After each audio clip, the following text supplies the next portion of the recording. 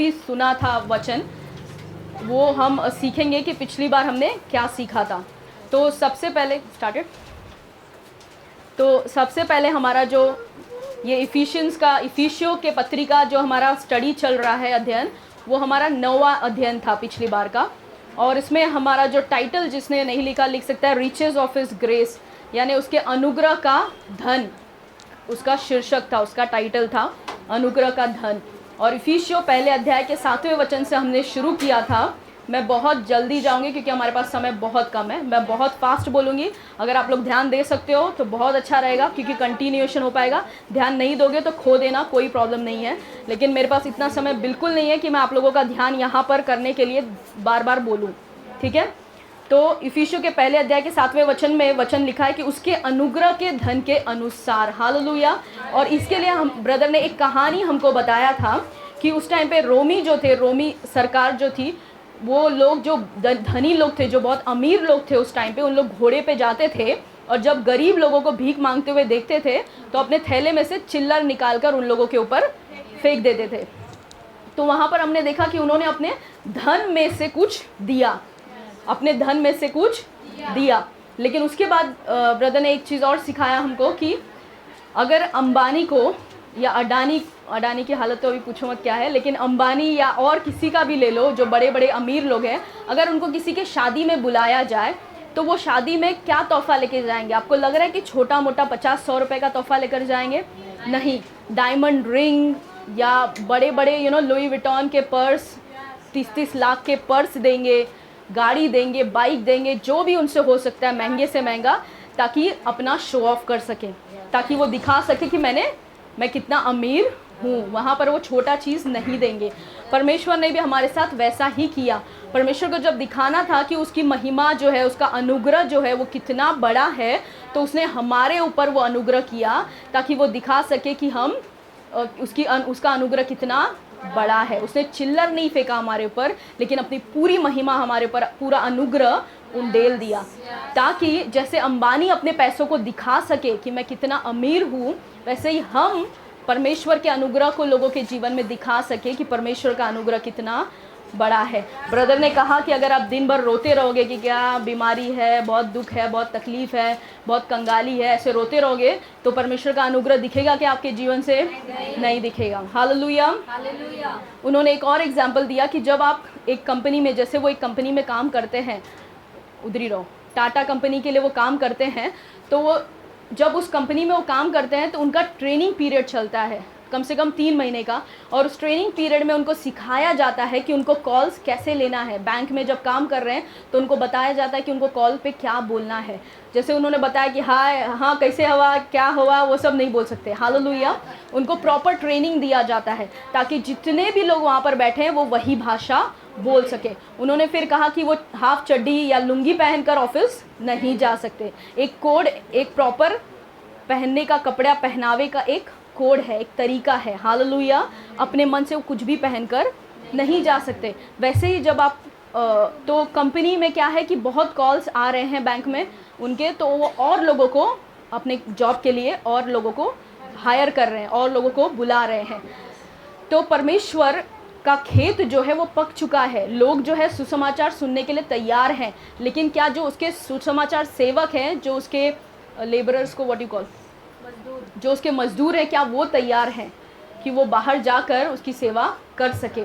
और परमेश्वर हमें ये ट्रेनिंग देता है, हमें सब कुछ सिखाता है। जैसे उन्होंने कहा कि जब वो कंपनी में बैठते तो वहाँ पर एसी और फैन और ये सब उनको लेकर घर से नहीं जाना पड़ता। सब कुछ, टी, कॉफ़ी, हर चीज़ फ्री में कंपनी देता है। उनको सिर्फ बैठकर वहाँ पे अपना आवाज़ देना है।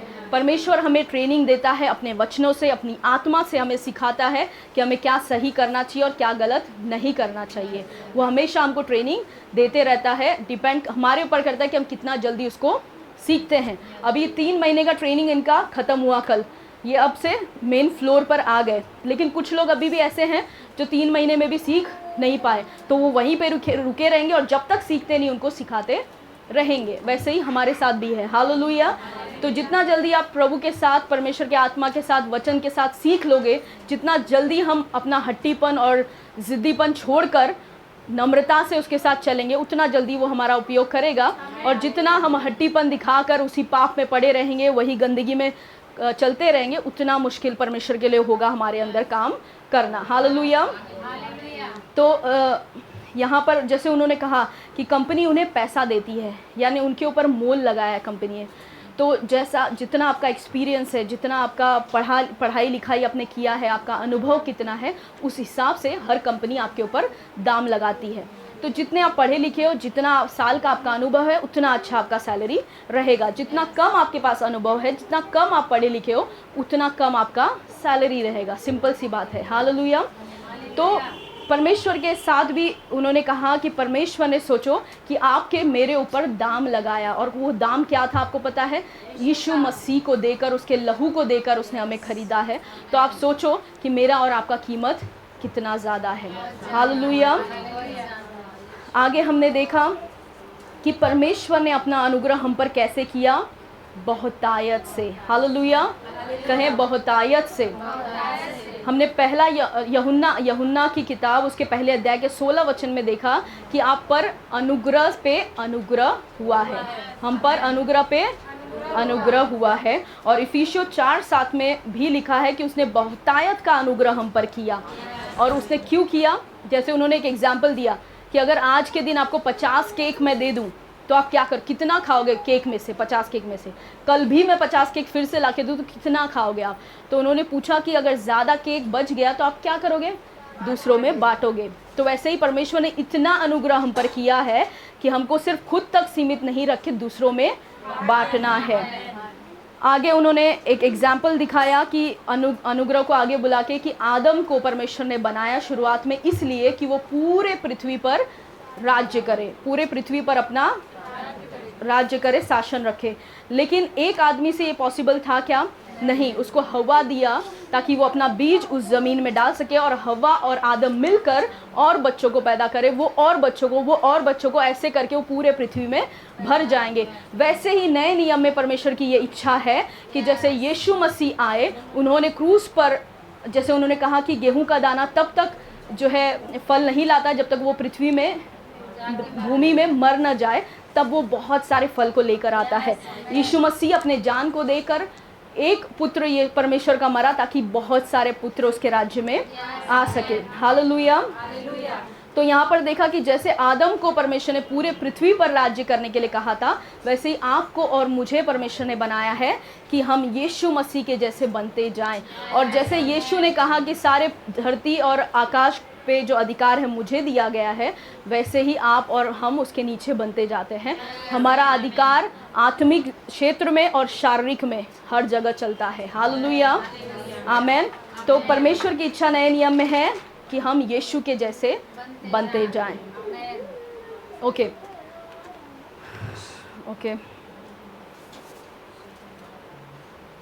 यूहन्ना 10:10 में उन्होंने कहा कि शैतान जो आता है वो चोरी करने, घात और हत्या करने आता है, लेकिन यीशु आया कि वो आपको जीवन दे। और कैसा जीवन दे? बहुतायत का जीवन दे। और उन्होंने कहा कि ये जीवन सिर्फ अनंत काल का जीवन नहीं है, क्योंकि विश्वासी लोग आज इस भ्रम में बैठे हैं कि हम जब मरेंगे तब स्वर्ग में जाएंगे और तब हमारा जीवन सुधर जाएगा, मरने के बाद एक अच्छा जीवन हमारा होगा। हालेलुया। लेकिन ये गलत धारणा है। इसी जीवन में परमेश्वर हमें बहुतायत का जीवन देना चाहता है। हालेलुया। मरने के बाद तो हम परमेश्वर की उपस्थिति में रहेंगे तो अच्छा जीवन होगा ही, लेकिन यहाँ पर भी परमेश्वर हमें एक अच्छा जीवन देना चाहता है। हालेलुया। और उसने ये कर दिया है कि हम बहुतायत का जीवन जिए। जैसे उन्होंने आगे कहा कि स्वर्ग जो है वो इसलिए स्वर्ग है क्योंकि परमेश्वर वहाँ पर रहता है। हालेलुया। तो परमेश्वर को अपने घर में, अपने परिवार में, अपने कलीसिया में, हर जगह परमेश्वर को रखें ताकि वो स्वर्ग बन जाए। हालेलुया। और स्वर्ग में कोई झगड़ा नहीं है, कोई मनमुटाव नहीं है, कोई लड़ाई नहीं है। हालेलुया। कोई एक दूसरे को तुच्छ समझना, नीचे गिराना, अशांति, बीमारी, ये सब दुख, दर्द, आंसू, ये सब स्वर्ग में नहीं है। तो अगर आपका घर स्वर्ग बन जाएगा तो सोचो जो स्वर्ग का माहौल है वो आपके घर में होगा। हालेलुया। और आखिर में उन्होंने दिखाया कि परमेश्वर ने बहुतायत का जीवन हमें दिया तो है, लेकिन क्या हम वो जीवन जी रहे हैं जो वो चाहता है कि हम जिए? हालेलुया। वो एक्सीलेंट जीवन, वो उत्तम जीवन चाहता है कि हम जिएं, लेकिन हम अभी भी उस जीवन से बहुत कम जी रहे हैं। उन्होंने एक लास्ट कहानी बताया कि कुछ गांव में कुछ विदेशी लोग आए विदेश से, और जब उन्होंने देखा कि इस गांव में जो औरतें हैं और सारे बच्चे सब गांव में जो है दूर दूर तक पानी लेने जाते हैं और धूप में पानी ले लेकर आते हैं बहुत तकलीफ़ से, तो उनको बहुत बुरा लगा उन विदेशी लोगों को। तो उन्होंने इन सारे लोगों को गांव में एक जीप, बड़ा सा जीप जो है कार, वो गिफ्ट कर दिया, वो गाड़ी, और कहा कि इससे तुम लोग आराम से पानी अब ले जा सकते हो। लेकिन कुछ दिनों के बाद जब वो फिरंगी लोग वापस उस गांव में आके देखते हैं कि क्या इन लोगों का जो बोझ है वो हल्का हुआ क्या, आके देखते हैं तो पता है आपको उन लोगों ने क्या कर के रखा था? उस जीप के आगे 2 घोड़े को बांध कर, और वो घोड़ा वो जीप को खींच के लेके जा रहा है। तो और मेहनत कर रहे हैं यहाँ पर, क्योंकि उनको जीप चलाने नहीं आती थी। तो परमेश्वर ने हमको एक उत्तम जीवन दिया है, लेकिन वो उत्तम जीवन हमको कैसे इस्तेमाल करना है नहीं पता है, इसीलिए हम घसीट रहे हैं। इसीलिए हम बस घसीट घसीट के परमेश्वर थोड़ा सा चंगाई दे दे, हल्का सा बस मेरा सर दर्द कम हो जाए, हल्का सा 2-4 रुपया आ जाए, आज की रोटी बस मेरे को दे दे, उतना हो जाए, कल का देख लेंगे जो होगा। ये हालत है। अगर आज की रोटी सिर्फ आपको मिलेगी तो आप अपने बाजू वाले को रोटी कैसे देंगे? हालेलुया।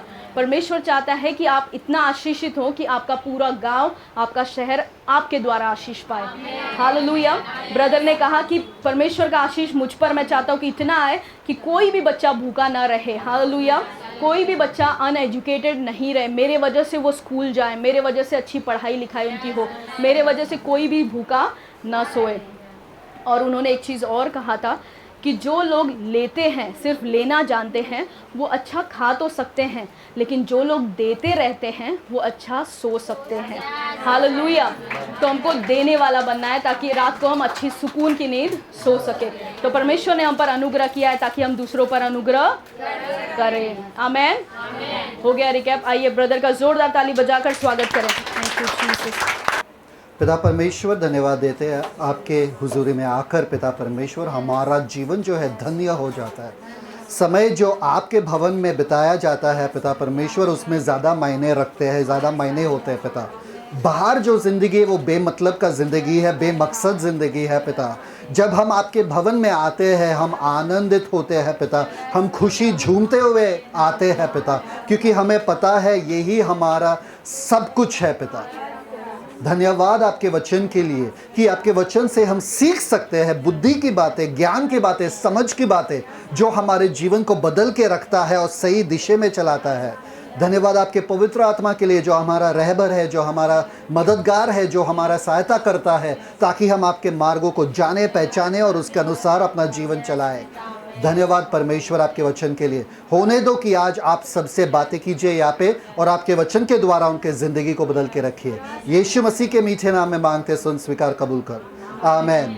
इफिसियों का पहला अध्याय उसका 8वां वचन ऐसा कहता है, जिसे उसने सारे ज्ञान और समझ सहित हम पर बहुतायत से किया। तो हमने पिछले बार देखा बहुतायत का मतलब क्या है। हमने देखा किस चीज़ का बहुतायत का मतलब क्या है। अभी सिस्टर ने रिकैप दिया तो आप लोगों को समझ में आया। पिछले बार मैंने ये कहा था कि परमेश्वर चाहते थे कि आदम जो है पूरे दुनिया पे राज्य करे, इसलिए आदम को और आदम बनाना था, इसलिए हवा का ज़रूरत था, क्योंकि हवा के द्वारा वो और बच्चे पैदा कर सकते थे, जिससे पूरा दुनिया जो है उसके ऊपर वो राज्य कर सकते थे। आमीन। ठीक है। अभी वही बात हो गया फिर से कि जब यीशु मसीह आए, यीशु मसीह चाहते थे कि हम भी यीशु जैसे कार्य करें, वरन उससे भी बढ़कर। समझ में आया? इसलिए यीशु मसीह ने कहा केवल तुमको विश्वास करना है। अगर तुम विश्वास करोगे तो मेरे जैसे काम करोगे। क्यों? क्योंकि परमेश्वर के राज्य को बढ़ाना है, परमेश्वर के राज्य को बढ़ाना है। ठीक है। तो वो हमने पिछले बार सीखे थे। ठीक है। अब एक चीज आपको याद रखना है कि जब हम लोग किससे जन्मे हैं मालूम है?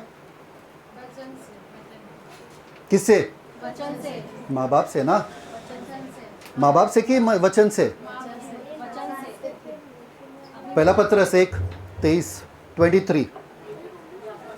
123 पहला पत्रस खोलो जल्दी, 123 पढ़ो।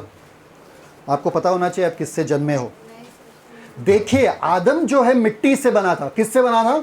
मिट्टी से बना था। उसका पुत्र, उनके पुत्र जो थे केन, और एबल, वो लोग किस चीज से बने थे? किस चीज से बने थे? मिट्टी से ही ना, क्योंकि हर बदन जो है, जब एक आदमी मर जाता है वो मिट्टी में चला जाता है। क्यों? क्योंकि पहला वाला आदमी जो है किससे बना था? मिट्टी से। अब हम किससे बने हैं? पहला पतरस उसका पहला अध्याय 23 वचन, क्योंकि तुमने नाशवान नहीं पर अविनाशी बीज से परमेश्वर के जीवते और सदा ठहरने वाले वचन के द्वारा नया जन्म पाया है। क्या हमने नया जन्म कैसा पाया है? वचन के द्वारा। पर वचन क्यों? वचन मेरे समझ में नहीं आता। वचन क्यों? वचन क्यों ना? अरे केन और एबल किससे बने थे? मिट्टी से बने थे। क्यों? क्योंकि आदम मिट्टी से बना था। हम लोग वचन से बने हैं क्योंकि आदि में वचन था और वचन ही, और वो वचन जो है देहधारी हुआ और हमारे बीच में रहा। वो वचन है यीशु मसीह। अगर यीशु मसीह वचन है तो हम किससे बने हैं? वचन से। समझ में आया?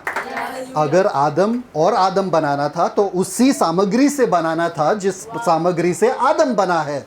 अगर यीशु है और यीशु बनाना है, उसी सामग्री से बनाना पड़ेगा जो सामग्री यीशु है।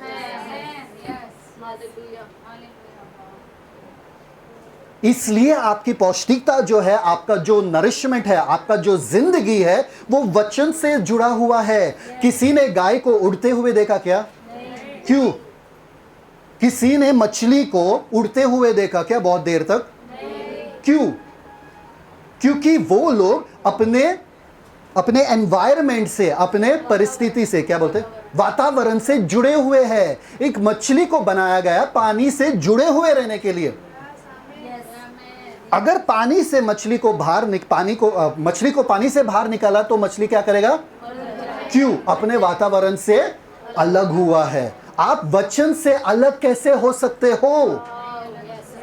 वचन आपका क्या है? वातावरण है। ये जो है, ये आपका वातावरण है। आपको घर पे बैठना है, जाओ बैठो। आप कितने देर तक जिंदा रहोगे आत्मिक तरीके से? बताओ मुझे। आपके वातावरण से दूर रहते हो, बाहर कोई नहीं बचा सकता है आपको, अगर ये वातावरण से आप जुड़े नहीं हो तो। हर दिन अपना ऑक्सीजन मास्क पहन के जाओ, हर दिन अपने ऑक्सीजन से कनेक्टेड रहो। वो ऑक्सीजन मास्क कौन सा है मालूम है ना? एक मरता हुआ आदमी का ऑक्सीजन मास्क अगर वो निकाला तो आदमी सांस के लिए तड़पता है। वैसे ही वचन आपका ऑक्सीजन मास्क है। उसको लगाए रखना अपने मुंह पे लगातार। जब तक आप लगाए रखे हो आप जिंदा हो। उसको निकालो मत, आप तड़पोगे। आपको लग रहा है मेरे जीवन में समस्या क्यों है? कितने जनों के जीवन में समस्या होता है कि नहीं होता है? होता है क्योंकि आपका ध्यान समस्या पे है, वचन पे नहीं। क्योंकि अगर वचन पे है तो आपका ध्यान समस्या पे नहीं होगा। अगर मैं आपको पूछूं कि आपका समस्या क्या है, आप 1 घंटा 2 घंटा मुझे बताते जाओगे, अरे ये हुआ वो हुआ ये हुआ वो। अगर मैं बोलूं वचन क्या है, 2 मिनट भी बात नहीं कर पाओगे आप। ये बताता है कि आपका किसका ज्ञान आपके अंदर है और किस चीज पे आपका ध्यान है। जिस चीज पे आपका ध्यान है वो ही बढ़ेगा। सब लोग मानते हैं कि नहीं मानते हैं? ठीक है, सब लोग देखो आजू बाजू में लाल कलर देखो। नहीं, पॉइंट आउट मत करो, सिर्फ देखो आजू बाजू में लाल कलर। आंखें बंद करो, जल्दी से आंखें बंद करो, फटफट। नीला कलर का कितने चीजें थे आपके आजू बाजू में? नीला कलर का, बस आंखें खोलो। नहीं देखा, खुद अभी देख रहे हो? समझ में आया कि नहीं आया? जो चीज आपने देखा था आप उसको लेके तैयार थे। हाँ, लाल लाल लाल लाल लाल। पर मेरा क्वेश्चन ही अलग था, नीला कितना है? जब मैंने नीला बोला आप बोल रहे मेरे नीला दिखाई नहीं। समझ में आ रहा है? जिस चीज पे आप फोकस करोगे, जिस चीज पे आप अपना ध्यान लगाओगे, वो ही आपके सामने आएगा। अगर आप बार बार समस्या पे अपना ध्यान लगा रहे हो, क्या आएगा? कितने जन अपने बीमारी के बारे में बात करते रहते? कितने जन ये बताते हैं, अरे मैं इतना थका हूं, मैं इतना ये हूं, मैं इतना वो हूं, आज नींद बराबर से नहीं हुआ। ऐसे लोगों से दूर रहो। जो बार बार अपने तबीयत के बारे में बात करते ना, ऐसे लोगों से दूर रहो। क्योंकि ऐसा वाला बीमारी फैलता है। ये बदन जो बनाया गया है ना, वो थकता है। यीशु मसीह भी थके, यीशु मसीह भी सोए, पर यीशु मसीह ने कभी उसके बारे में बात नहीं किया। समझ में आया कि नहीं आया? यीशु मसीह लगातार वचन, चलो इस गांव से उस गांव में जाए। पौलुस, अरे उसको मार मार के, पत्थर मार मार के अधमरा सा छोड़ देते थे वो लोग। वो उठता था, बोला क्या हुआ, मुझे कुछ नहीं हुआ, चलो छोड़ो, और जाता था दूसरे गांव में प्रचार करने के लिए। आप वहीं पे बैठे रहते थे, बोले परमेश्वर मेरे साथ ही क्यों, ये पत्थर क्यों फेंके मेरे पे। आप उधर रोते रोते बैठते थे। ये सब के लिए हमारे पास टाइम नहीं है, हमको बहुत काम बाकी है। समझ में आया कि नहीं आया?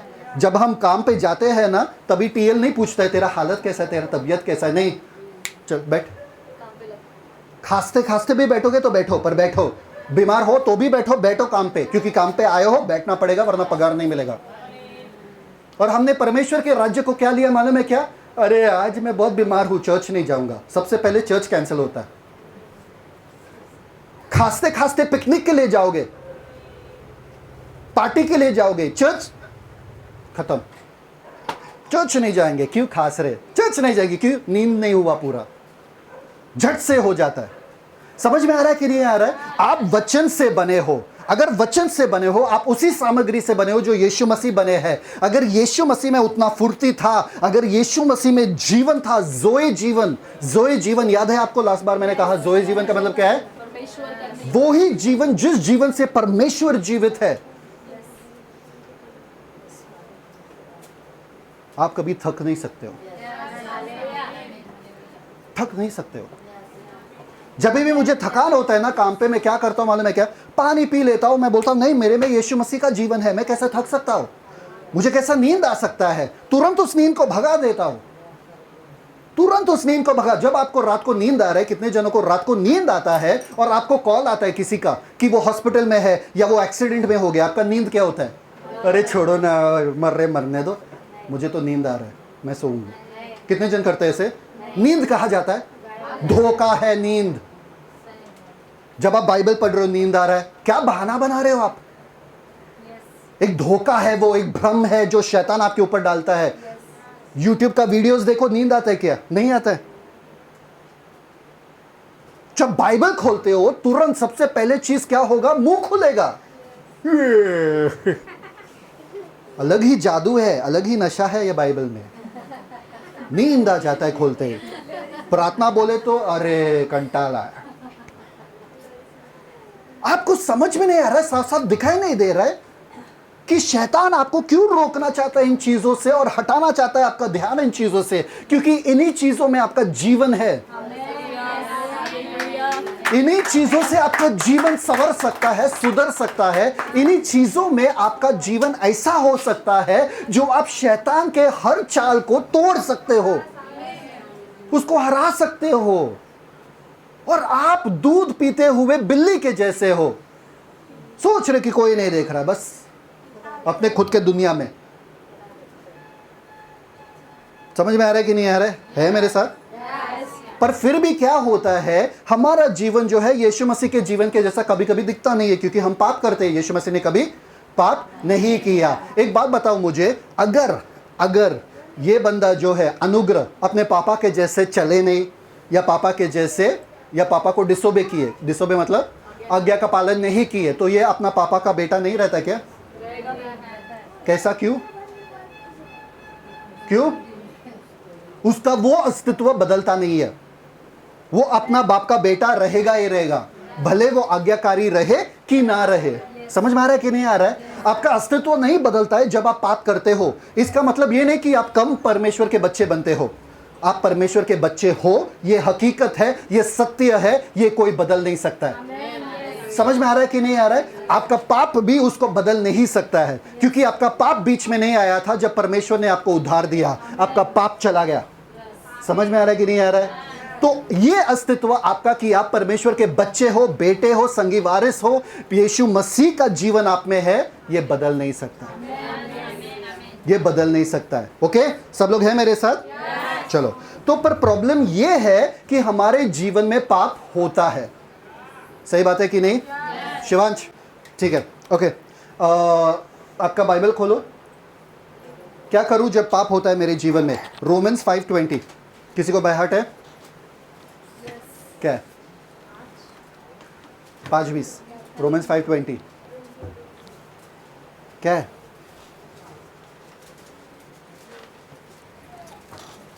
रोमन्स 5:20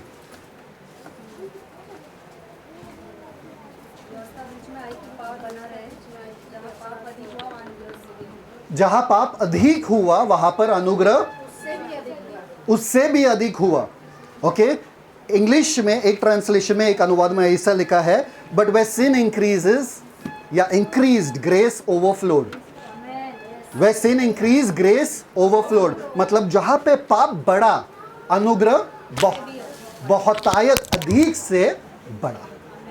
समझ में आ रहा है कि नहीं आ रहा है? सब लोग हैं मेरे साथ? ठीक है, अभी ये देखो, ये हम है, ये हम है, ठीक है। अभी इसके सामने अनुग्रह कम, इसके सामने क्या होता है? पाप आ जाता है। ये पाप है, और पाप क्या करता है? शिवांश सुन, हम लोग पाप करते हैं। ओके, क्या करे? पाप करे। अभी ये इससे शक्तिशाली है क्या? नहीं, ये छोटा बच्चा है, ये इसको नहीं सामना कर सकता है। ऐसे लोगों को कहते हैं जो बोलते क्या करूं ब्रदर, मुझसे पाप तो होता है, क्या करूं ब्रदर, मैं तो झूठ सत्य बोलना चाहता हूं पर झूठ निकल आता है, क्या करूं ब्रदर, लत है, छोड़ने की कोशिश करता हूं, नहीं छूटता है। ऐसे लोग, क्योंकि पाप से उनका मित्रता हुआ है या पाप से उनका दोस्ती हुआ है, दोनों खुशी खुशी खड़े हैं यहाँ पे। समझ में आया कि नहीं आया? क्योंकि पाप इससे बढ़कर है मोह, क्या बोलते हैं, मोह, मोह में लाने वाला है। मतलब it is very delicious, it is very attractive, बहुत ही सुंदर है ये पाप, बहुत ही आकर्षक करने वाला चीज है ये। समझ में आ रहा है कि नहीं आ रहा है? ये इससे छोड़ नहीं सकता है। क्यों? ये इससे कमजोर है, इसको लगता है कि मैं इस पाप से कमजोर हूं। समझ में आ रहा है कि नहीं आ रहा है? कितने जन है मेरे साथ? हम लोग हैं ऐसे, लोगों को मालूम है, दिखता है ऐसा, है ना? पर इसको जब पता चलता है कि इसके ऊपर अनुग्रह हुआ है, ये अनुग्रह नहीं, इसको जब पता चलता है कि इसके ऊपर अनुग्रह हुआ है, तो बाइबल के हिसाब से जब पाप बढ़ता है, जब पाप बढ़ता है अनुग्रह बढ़ता है उससे भी ज्यादा। समझ में आ रहा है? तो थैंक यू फादर।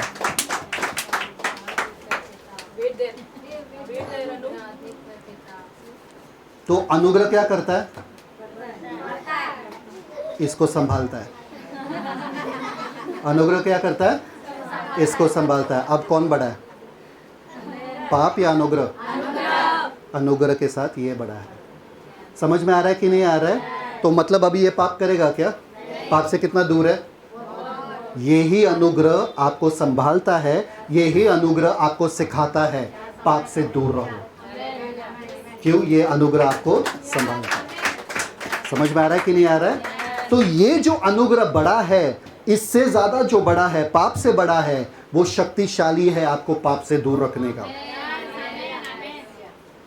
तो अगली बार आपके पास बहाना है क्या कि मैं छोड़ नहीं सकता हूँ, मैं झूठ बोलना छोड़ नहीं सकता हूँ, मैं लत छोड़ नहीं सकता हूँ? क्यों? क्योंकि अनुग्रह ने एक बार आपको पकड़ लिया और उठा लिया, पाप आपसे बहुत दूर हो चुका है। आमीन। डर गया। Are you getting it? समझ में आ रहे लोगों को? Thank you father, thank you father. Okay, तो मतलब मोर लैविशली, बहुतायत से परमेश्वर का अनुग्रह आपके जीवन पे होता है जब पाप आपके सामना करता है, पाप आपके सामने आता है। तो क्या करें जब पाप आता है आपके सामने? क्या करें जब आपको गुस्सा करने का मन करता है? क्या करें जब आपको पाप करने का मन करता है? आपको पता है क्या करना चाहिए? तुरंत अपने नजरों को परमेश्वर के अनुग्रह पे डालना चाहिए। नहीं, परमेश्वर का अनुग्रह मुझ पर हुआ है और मुझसे पाप नहीं होगा। परमेश्वर का अनुग्रह मुझ पर हुआ है, परमेश्वर ने एक दरवाजा रखा है जिससे मैं इस पाप से बाहर जा सकूं। परमेश्वर का अनुग्रह मुझ पर हुआ है जिससे मुझे शक्ति मिला है इस पाप के ऊपर प्रभुता करने के लिए।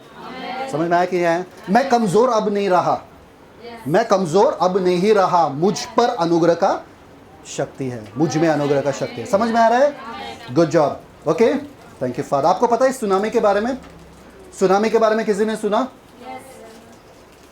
समुंदर का पानी, समुंदर के नीचे जब अर्थक्वेक, भूकंप होता है, दो प्लेट्स, ऐसा दो प्लेट्स, क्या बोलते हैं उसको, लैंड, नीचे का जो ज़मीन है वो एक दूसरे को टकराते हैं, तो एक ज़मीन दूसरे ज़मीन के ऊपर चला जाता है।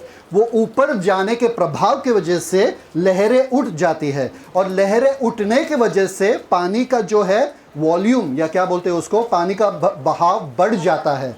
वो बढ़ने के वजह से पूरे शहर को तबाह करता है। तमिलनाडु में हुआ था, हर जगह हुआ था, पूरे दुनिया में, एंड जो भी आइलैंड्स में वो हुआ था, अंडमान निकोबार, श्रीलंका में हुआ था। पानी का लहर इतना उठा था कि सारे लोगों को बहा कर ले गए, घरों को बहा कर ले गए, और गाड़ियों को भी बहा कर ले गए। समझ में आ रहा है? यही होता है जब आप परमेश्वर के साथ हो, परमेश्वर का अनुग्रह का सुनामी आता है आपके ज़िंदगी में, और उस सुनामी को कोई रोक नहीं सकता, उस सुनामी का सामना कोई कर नहीं सकता है। सब के सब उस सुनामी के बहाव में बह जाते हैं। समझ में आ रहा है कि नहीं आ रहा है? उसको कोई नहीं रोक सकता है। जब परमेश्वर का अनुग्रह आपके ऊपर आ जाता है ना, आपको कोई रोक नहीं सकता है बढ़ने से। जोसेफ के ऊपर जब अनुग्रह, यूसुफ के ऊपर जब अनुग्रह हुआ, वो प्रिजन से, जेल से उठकर वो कहा गया प्रधानमंत्री बन गया। समझ में आ रहा है कि नहीं आ रहा है? एस्तर के ऊपर जब अनुग्रह हुआ था, वो एक साधारण से लड़की से रानी बन गई। रूत के ऊपर जब अनुग्रह हुआ था, अगर आप बाइबल पढ़ते हो तो आपको पता चलेगा, ये कहानी बाइबल में है। रूत के ऊपर जब अनुग्रह हुआ था, वो एक विधवा स्त्री से दाऊद की परदादी बन गए, सबसे महान राजा की परदादी बन गए विधवा स्त्री से। समझ में आ रहा है कि नहीं आ रहा है? जब अनुग्रह आपके ऊपर होता है, आपको कोई रोक नहीं सकता है, किसी का षड्यंत्र आपको रोक नहीं सकता है, कोई आपको, आपका सामना नहीं कर सकता है। परमेश्वर के अनुग्रह पे अपनी नजरें डालना। आमीन। सब लोग बोलो, परमेश्वर के अनुग्रह का सुनामी मेरे जीवन में हुआ है। गिव मी दैट थाली। हाँ, थाली। ये ध्यान से देखना। You come here and hold it. Thank you father, hold it. Put that कटोरा in it. Thank you father. ये देखो, अभी ध्यान से देखो, अपनी नजरें इससे मत हटाना, ठीक है? ये दिख रहा है? ये आपका जीवन है, ओके? ये जीवन में, दैट स्मॉल लिटिल डब्बा दैट, गेट दैट। पर अभी ये देखो,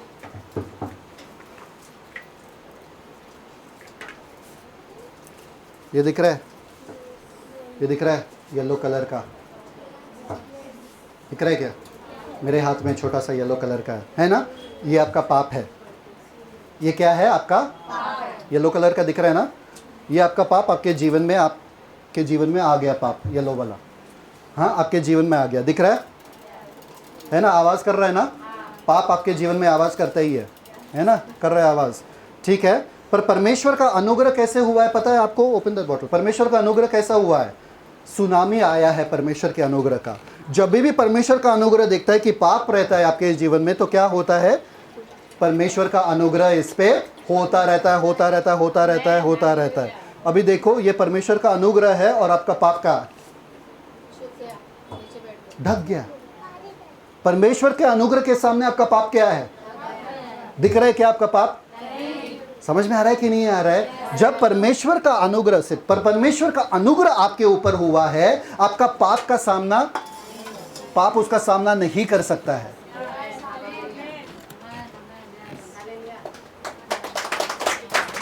आप कमजोर लोग नहीं हो। अगर आपने ठाना कुछ करने का, आप कर सकते हो। समझ में आया कि नहीं आया? अगर आपने ठाना, एक पता है, एक बूढ़ा सा आदमी ऐसा चल रहा था, ऐसा चल रहा था, अरे घुटने में दर्द है, पीठ पे दर्द है, अरे मैं तो मरने वाला हूँ, मेरे तो कुछ ही दिन बचे हैं। अचानक में एक कुत्ता भौंकते हुए उसके पीछे आया। सीधा क्या हो गया? वो आगे वाले फेंस जो था, लकड़ी जो था, उसको कूद कर बाहर चला गया अपने आप को बचाने के लिए। समझ में आया कि नहीं आया? अगर आपको कुछ करना है आप करोगे कैसे भी करके, जान को बचाने के लिए। समझ में आया? तो वैसे ही हमारे साथ है, हम पाप पे प्रभुता कर सकते हैं अगर हम चाहते हैं, क्योंकि परमेश्वर ने हमें वो अनुग्रह दिया है। Come on, next open Titus 2:11-13। Thank you father. तीतुस 2:11-13। परमेश्वर का अनुग्रह हमें क्या सिखाता है? देखो जरा, क्या सिर्फ ढकता है क्या? 2:11-13। तीतुस उसका दूसरा अध्याय, ध्यान से सुनना। 11, 12 और 13 वचन। तीतुस 2:11। क्योंकि परमेश्वर का वह अनुग्रह प्रकट है जो सब मनुष्यों के उद्धार का कारण है, और हमें चेतावनी देता है कि हम अभक्ति और संसारिक अभिलाषाओं से मन फेर कर इस युग में संयम और धर्म और भक्ति से जीवन बिताएं। एक मिनट, परमेश्वर का अनुग्रह प्रकट हुआ है जो सारे लोगों को उद्धार देता है। उसके बाद क्या लिखा है? हमें चेतावनी देता है। हमें चेतावनी देता है। असल इंग्लिश में लिखा है हमें सिखाता है, हमें चिताता है, हमें सिखाता है। हमें मतलब क्या? ट्रेनिंग देता है, हमें इक्विप करता है, हमें तैयार करता है। क्या करने के लिए? आगे। और हमें चेतावनी देता है कि हम अभक्ति, सब लोग बोलो अभक्ति, और सांसारिक अभिलाषाओं से मन फेर कर इस युग में संयम और धर्म और भक्ति से जीवन बिताएं। क्या? कौन सिखा रहा है? परमेश्वर का अनुग्रह। कौन सिखा रहा है? तो परमेश्वर का अनुग्रह सिर्फ आपके पाप के ऊपर प्रभुता देने के लिए नहीं है, आपको सिखाने के लिए भी है कि आप असल में असली जीवन, क्रिस्ती जीवन कैसे जिए, मसीह जीवन कैसे जिए। परमेश्वर का अनुग्रह आपको सिखाता है।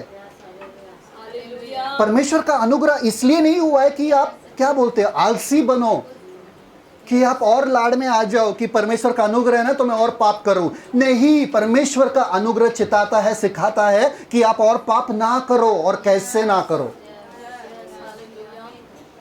तो परमेश्वर का अनुग्रह मैं कहाँ देखूं? कैसे देखूं मैं? वचन में। और कहाँ देखोगे? समझ में आ रहा है कि नहीं आ रहा है? तो आप असल में अच्छा वाला जीवन, मसीह वाला जीवन जी सकते हो। सब लोग हैं मेरे साथ? ठीक है। इतना बड़ा अनुग्रह आपके ऊपर क्यों हुआ है? जरूरी है क्या? लास्ट टाइम मैंने बताया था इतना बड़ा अनुग्रह क्यों हुआ। क्यों हुआ आपके ऊपर इतना बड़ा अनुग्रह? Open the laptop. हाँ, दूसरों के लिए। एक चीज मैं आपको दिखाना चाहता हूं, देखते। Open the laptop. Thank you father. ठीक है, ओके। आप लोगों को ये दिख रहा है, ये वीडियो दिख रहा है, शुरू हुआ है वीडियो। हाँ, ये क्या है? आप लोगों के जीवन पे अनुग्रह का सुनामी आ रहा है। ओके, धीरे धीरे से पानी का प्रभाव बढ़ रहा है। लोगों को दिख रहा है बढ़ रहा है। आप क्या करोगे यहाँ पे? जैसे आपके जीवन में आपको सुनामी चाहिए अनुग्रह का, आपको शुरू करना है धन्यवाद देना, आपको शुरू करना है अन्य भाषा में बातें करना।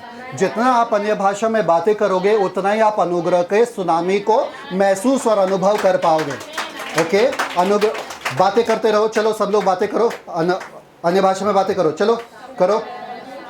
यहाँ पर देख के, वीडियो को देख के करते रहो। पानी का प्रभाव बढ़ रहा है, वो बाकी नाव वगैरह जो है वो हिल रहा है, सब गंदगी मिट रहा है। और जोर से बातें करो, और जोर से बातें करो। एक ऐसा समय आएगा जब वो पानी का बहाव इतना बढ़ेगा कि वो बाहर निकल के आएगा। ऐसा आपकी जिंदगी में बदलाव होना शुरू हो जाता है। धीरे धीरे से आपको लगेगा अरे मैं अन्य भाषा में बातें कर रहा हूँ पर फिर भी मेरे जीवन में प्रभाव नहीं हो रहा है, फिर भी मेरा जीवन बदल नहीं रहा है। अरे देखो पानी का बहाव बढ़ रहा है। क्या आ रहा है? धीरे धीरे से बाहर आ रहा है। जब आएगा बाहर तभी और अन्य भाषा में बातें करो। जब दिखोगे आएगा बाहर तो और अन्य भाषा में बातें करो। जोर से चिल्लाओ जब आएगा बाहर। करते रहो और अन्य भाषा करो। करते रहो।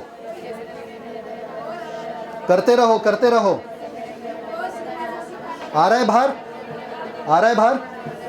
आपको नहीं दिखेगा, किसी और को भी नहीं दिखेगा। बढ़ रहा है, बहाव बढ़ रहा है। दिख रहा है? शिप हिल रहा है, बोट हिल रहा है। आएगा, आ रहा है। बढ़ रहा है, बढ़ रहा है, बढ़ रहा है, बढ़ रहा है, बढ़ रहा है, बढ़ रहा है, बढ़ रहा है, बढ़ रहा है, बढ़ रहा है, बढ़ रहा है। टाइम लगेगा पर बढ़ रहा है। अरे आप ध्यान मत देना टाइम कितना लग रहा है, बढ़ रहा है, आएगा आएगा आएगा आएगा। अनुग्रह का सुनामी इसको कहते हैं। आया क्या? आया क्या? आया क्या? अरे और बातें करो ना, फिर आएगा। और बातें करो फिर आएगा। और बातें करो आएगा। और बातें करो आएगा। सब गंदगी पहला साफ हो रहा है, सब गंदगी साफ हो रहा है। और बातें करो, आया। और बातें करो, आया। कमान कमान कमान कमान, और बातें करो। जब तक आप बातें नहीं करोगे नहीं आएगा। आ रहा है? आ रहा है? अरे कम मत करो, ज्यादा करो, ज्यादा करो, ज्यादा करो, ज्यादा करो। और ज्यादा, और ज्यादा, और ज्यादा, और ज्यादा, और ज्यादा, और ज्यादा, और ज्यादा, और ज्यादा। इसको कहते हैं अनुग्रह का सुनामी। इसको कहते हैं अनुग्रह का सुनामी आपके जिंदगी के ऊपर। और ज्यादा, और ज्यादा, और ज्यादा। जितना आप अन्य भाषा में बातें करोगे उतना अनुग्रह का सुनामी बहता जाएगा। और ज्यादा, और ज्यादा। देखते रहो क्या प्रभाव हो रहा है आपके आजू बाजू में, आपके पड़ोसी में, आपके रिश्तेदारों में, आपके पूरे जॉब में, जहां पर आप काम करते हो, सब जगह पर अनुग्रह का प्रभाव आएगा। सुनामी आ चुका है, सुनामी आ चुका है। सब शैतान के काम को तहस नहस करके, सब शैतान के बीमारी को तहस नहस करके, सब गरीबी को तहस नहस करके सुनामी आ चुका है। ये परमेश्वर के अनुग्रह का सुनामी आपके जिंदगी से बहता जाएगा, बहता जाएगा, बहता जाएगा, बहता जाएगा, बहता जाएगा। और शैतान के हर काम को खत्म कर देगा। शैतान के हर काम को खत्म करेगा। शैतान के हर काम को, आपके जिंदगी की हर कमजोरी को, हर परेशानी को खत्म करके रख देगा। देखो इस वीडियो को, ये है अनुग्रह का सुनामी। बातें कर दो। Thank you father, thank you Jesus, thank you father, thank you father. आमेन, आमेन। समझ में आ रहा है आपको कैसा आपको वो अनुग्रह का सुनामी आपके जिंदगी में लाना है और अनुभव करना है। वचन को बो और वो अनुग्रह के सुनामी को बाहर लाओ। वचन को डालो, अन्य भाषा में बातें करो। वचन को डालो, अन्य भाषा में बातें करो। वचन को डालो, अन्य भाषा में बातें करते रहो। समझ में आया? आमेन। अब बताओ मुझे, कितने जनों को पता चला अनुग्रह के सुनामी कैसा लाना है अपनी जिंदगी में? ये एक साधारण चीज नहीं है, ये आपके जीवन का हकीकत हो सकता है। समझ में आ रहा है कि नहीं आ रहा है? Thank you father. पर एक चीज मुझे बताओ, हमको देखो, हम कैसे लोग हैं। इतना ज्यादा अनुग्रह परमेश्वर को हमारे ऊपर डालने की क्या जरूरत थी? दिमाग में आता है कि नहीं आता है? इतना अनुग्रह डालने की क्या जरूरत थी? हमको इतना भी अनुग्रह मिले, आज की रोटी बस मिले तो भी काफी है हमारे लिए। हमको कल का कुछ नहीं चाहिए। तो क्या परमेश्वर मूर्ख थे क्या? हमारे ऊपर इतना अनुग्रह डालने के लिए मूर्ख थे परमेश्वर? तो क्यों डाले? दूसरों में बांटने के लिए। बस एक चीज मिल गया सबको, दूसरों में बांटने के लिए, बस वही रहेगा। एक चीज याद रखना, परमेश्वर के पास बुद्धि है और समझ। सब लोग बोलो, बुद्धि और समझ। आज के वचन में जो हमने पढ़ा था उसमें क्या लिखा है? ज्ञान और समझ। ज्ञान और समझ असल में शब्द नहीं है, वहां पे बुद्धि और समझ है। क्या है? बुद्धि और समझ। Wisdom and prudence. It's not knowledge and prudence, wisdom and prudence. ठीक है? सब लोग हैं मेरे साथ? ठीक है। आ जाओ लवली, आ जाओ। शिवानी कम या एक मिनट। Move this aside. ज्योति आ जाओ, आ जाओ। हाँ, स्टैंड दिस साइड, जल्दी फटफट। मेरे सामने सब खड़े हो जाओ। मेरा हाइट इतना, हाँ तीनों साथ में। हाँ आप साइड में खड़े हो जाओ। अच्छा ये साइड में आ जाओ। हाँ यू स्टैंड है, ठीक है। ओके सब लोग देख रहे हैं, सब लोग है, ठीक है। इनमें से 2 बहनें हैं और एक भाभी है। कौन से वाले बहनें हैं, कौन से वाले भाभी है? कौन से? ये भाभी है, ये दोनों बहनें हैं, ठीक है। इनको नाम देते हैं। कौन है? ठीक है, इनको नाम देते हैं, ठीक है। इनका नाम, सबसे पहले इनका नाम क्या है? इनका नाम है ज्ञान। सब लोग बोलो ज्ञान। ज्ञान है इनका नाम, जिसे हम कहते हैं नॉसिस। नॉसिस, सब लोग बोलो नॉसिस। इनका नाम क्या है? नॉसिस। सब लोग बोलो नॉसिस। इनको सब आता है। इनको क्या? सब आता है, पर करते कुछ नहीं। समझ में आया? दूसरों को भाषण देने में पता है, माहिर है, हाँ? सब आता है, अरे मुझे पता है, ऐसा करो वैसा करो ऐसा करो, सबको ज्ञान बांटने में माहिर है। तो ये क्या है? इनके भाभी है। अभी इनमें 2 बहनें हैं, ओके। ये 2 बहनें को हम विजडम कहते हैं। विजडम मतलब एक का नाम है सोफिया। सब लोग बोलो सोफिया। सोफिया। और दूसरा का नाम है फ्रोनेसिस। सब लोग बोलो फ्रोनेसिस। ठीक है, चलो। ये सोफिया है, ये फ्रोनेसिस है। ये सोफिया है, ये फ्रोनेसिस है। इसका नाम क्या था? नौसिया, नॉसिस, हाँ जी, नॉसिस, ठीक है। इसका नाम क्या है? नॉसिस। ये क्या करती है? ज्ञान रखती है। इसके पास सब नॉलेज है, ठीक है, करती कुछ नहीं है। ऐसा नहीं है ये, हाँ सब कुछ करती है। ये सोफिया है। इसका नाम क्या है? सोफिया है। इसके पास क्या है? बुद्धि। सब लोग बोलो बुद्धि। बुद्धि। इसको सब आता है और कैसा करना भी है ये जानती है। इसको सिर्फ सब आता है, कैसा करना है वो जानती नहीं है। इसको सब आता है और कैसा करना है वो भी जानती है, पर इससे बड़ा ये सबको भाषण देती रहते हैं। मालूम है मुझे, ऐसा करना है, वैसा करना है, ऐसा कर वैसा कर, तेरा ज़िंदगी बदल जाएगा। सबको ये बोलती रहती है, ठीक है। इसके पास सिर्फ नॉलेज है। इसके पास नॉलेज और कैसा करना है वो भी आता है। इसके पास बुद्धि है और वो करती भी है।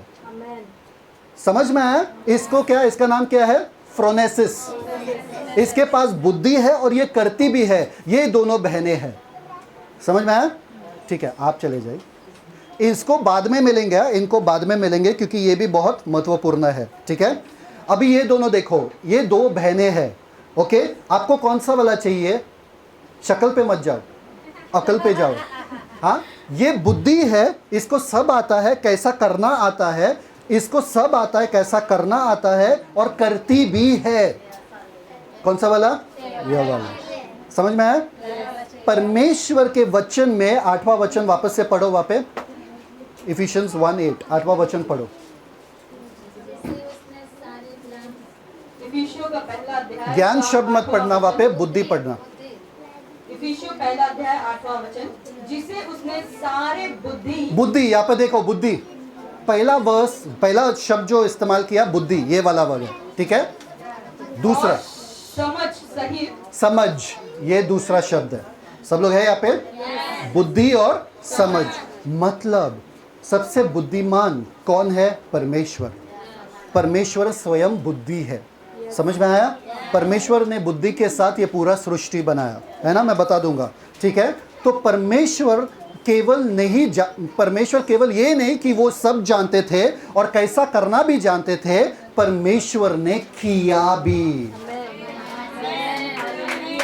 ना केवल बुद्धि के साथ, पर समझ के साथ भी आपके जीवन के ऊपर अनुग्रह का सुनामी भेजा है। समझ में आया इन दोनों बहनों का रिश्ता? Go sit. ताली ताली इन दोनों बहनों को। ज्ञान को बाद में बुलाएंगे, या टीचिंग अभी भी चालू है, ज्ञान को बाद में बुलाएंगे, ठीक है। सब लोग है यहाँ पे? तो बाइबल के अनुसार परमेश्वर ने दुनिया को कैसे बनाया मालूम है क्या? अपने वचन के साथ और अपनी आत्मा के साथ। साम्स 33:6 झट से पढ़ो। भजन संहिता 33:6।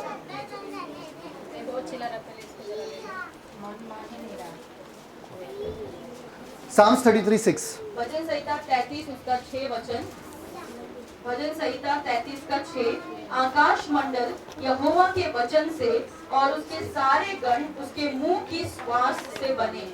मुंह के श्वास से मतलब क्या? परमेश्वर के आत्मा से, क्योंकि परमेश्वर ने जब सांस फूका किसमें? आदम में, तभी उनको अपना आत्मा मिल गया। जोब में भी लिखा है यू हैव गार्निश्ड, स्पिरिट लिखा है ना, इंग्लिश में स्पिरिट लिखा है, आत्मा के साथ। ठीक है, किसके साथ? परमेश्वर ने दुनिया बनाया किसके साथ? नींद आ रही है सबको? परमेश्वर के वचन से। अच्छा, कोई बाइबल मत खोलो। हाँ, बाइबल खोलने में पूरा एकदम कि सुनते ही नहीं, बाद में कोई बाइबल नहीं खोलेगा। ओके, परमेश्वर ने दुनिया कैसा बनाया? वचन से और आत्मा से। परमेश्वर के शब्द क्या है? आत्मा और जीवन। आत्मा और जीवन। आपको पता है यहाँ पे परमेश्वर ने एक और चीज से पूरे दुनिया बनाया, आत्मा से, वचन से और एक और चीज से बनाया। Open Proverbs, Psalms 136:5, Psalms 136:5। मत खोलना। 136 का 5, उसने अपनी बुद्धि से आकाश बनाया, उसकी करुणा सदा की है। उसने अपने, सब लोग बोलो बुद्धि। उसने अपने बुद्धि से आकाश बनाया। उसने अपने बुद्धि से क्या बनाया? आकाश वहां पर बैठा है। उसने अपने बुद्धि से आकाश को बनाया।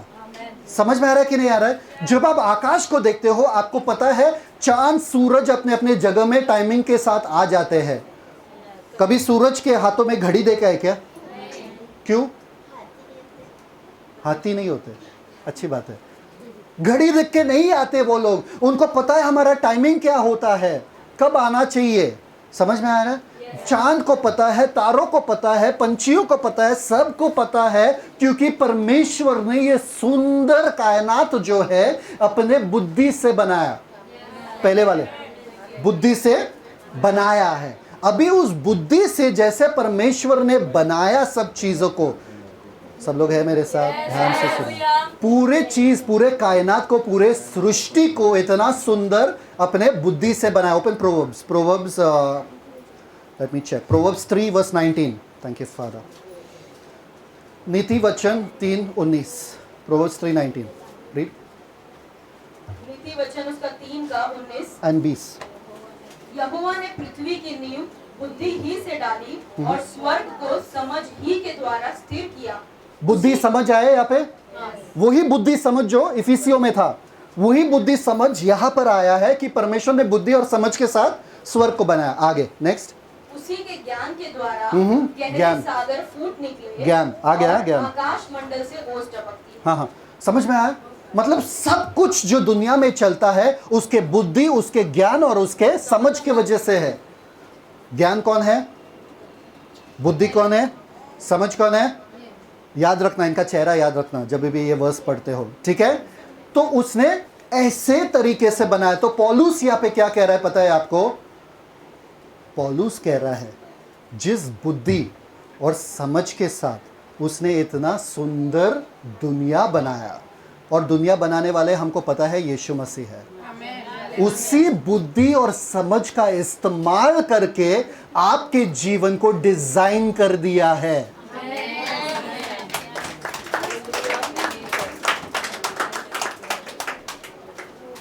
परमेश्वर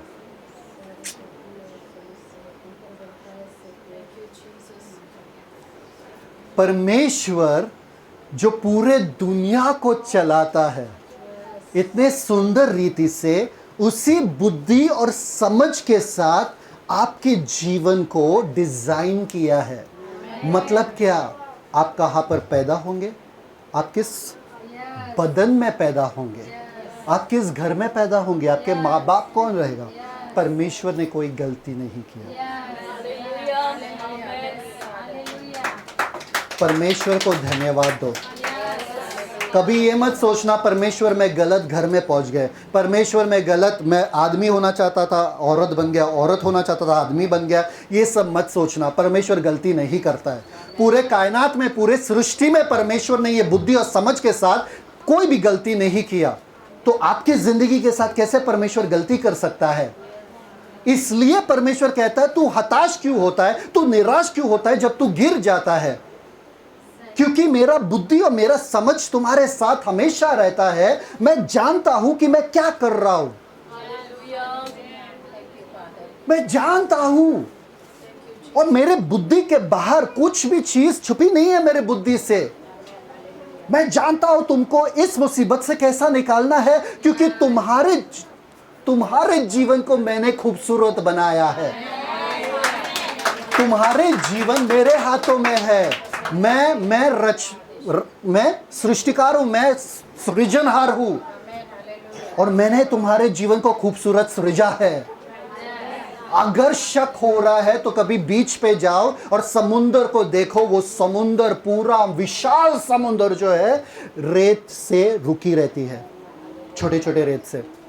रेत कभी लिया हाथ में? वो रोक सकता है क्या पानी को? फिर भी क्या रोका है पानी को? वही रेत। कैसे? परमेश्वर का बुद्धि। समझ में आ रहा है कि नहीं आ रहा है? लहरें कैसे उठ उठ के बस किनारे तक आ जाता है, कैसे? परमेश्वर का बुद्धि। समझ में आया? रात कैसा होता है, दिन कैसा होता है, ये चांद, ये सूरज, ये कैसे चलते हैं, वो फूल कैसे आता है, कैसे मुरझा जाता है। एक बीज को जब जमीन में डालते हैं, वो बड़ा सा पहाड़, वो बड़ा सा झाड़ कैसा बन जाता है, उसमें अलग अलग फल कैसे आते हैं। ये सब समझ, ये परमेश्वर की बुद्धि है। परमेश्वर कहता, क्या तू जानता है कि मैं ये सब कैसे करता हूं? क्या तू जानता है कि वो बच्चा कैसा देता है जानवर? एक कुत्ता इतने बच्चे कैसे देता है जब उसका पेट इतना छोटा सा रहता है? वो छोड़ो, एक बिल्ली कैसे देती है? वो छोड़ो, एक चूहा कैसा देता है? मच्छर कैसा देता है? चींटी कैसा देता है? मछली कैसा देता है बच्चों को? इतना लाखों करोड़ों बच्चों को पैदा कैसा करता है मछली? परमेश्वर का बुद्धि। अरे अगर आप चल रहे हो, आपके जीवन में मुसीबत आई है, आपको समझ में नहीं आ रहा है, आप अपने समझ से मत चलो। परमेश्वर का बुद्धि है। अगर परमेश्वर का बुद्धि है तो ये खूबसूरत निकलेगा ही निकलेगा। कुत्ता नहीं सोचता अरे मेरे पेट में क्या है, ये गैस है कि बच्चे हैं। वो जीता है अपने जिंदगी। बच्चे पैदा होता है तो होता है, और वो ख्याल रखते हैं बच्चे का। वो सोचता नहीं है, क्यों? क्योंकि उसको मालूम है उसका परमेश्वर उसका ख्याल रखता है। कभी टेंशन में देखा उन लोगों को? कभी नहीं। तो आप टेंशन में क्यों रहते हो? Esther, come here fast, get your pencil and come, stand here, make this pencil stand on your hand. थोड़ा keep your hand up, make this pencil stand on your hand. कितने जनों को लगता है she can make it stand? वो खड़ा कर सकती है पेंसिल को? कितने जनों को? आप भी ट्राई करो, ट्राई करो। है पेंसिल, ट्राई करो। हो रहा है? हो रहा है? अच्छा, इसलिए मैं बोल रहा हूँ अपना बुद्धि का इस्तेमाल करना बंद करो, क्योंकि आपका बुद्धि सीमित है। आपको लगता है कि मैंने बोला उनको कि ये पेंसिल को खड़ा करना अपने हाथ पे बिना ऐसे छुए। मैंने कहा क्या बिना ऐसे छुए? नहीं। तो क्या कर सकती थी ये? सिंपल। हो गया खड़ा? समझ में आ रहा है कि नहीं आ रहा है? आप अपना बुद्धि, थैंक यू, आप अपना बुद्धि का इस्तेमाल करना बंद करो, क्योंकि आपका बुद्धि जो है सीमित है। आपको लगता है नहीं परमेश्वर ऐसा ही बता रहा है, ऐसा ही जाना पड़ेगा, अब मेरा जिंदगी ऐसा जा रहा है। नहीं। कितने जनों को लगता है एक लोन लिए बिना वो घर नहीं खरीद सकते? अपना बुद्धि। कितने जनों को लगता है नौकरी किए बिना खाना नहीं मिलेगा घर पे? कितने जन को लगता है नौकरी किए बिना खाना नहीं मिलेगा घर पे? सब हाथ ऊपर करो, कोई ऐसा महान मत बनो। सबको लगता है ना नौकरी किए बिना? बच्चे नौकरी करते क्या? खाना मिलता है ना? अपना बुद्धि इस्तेमाल मत करो।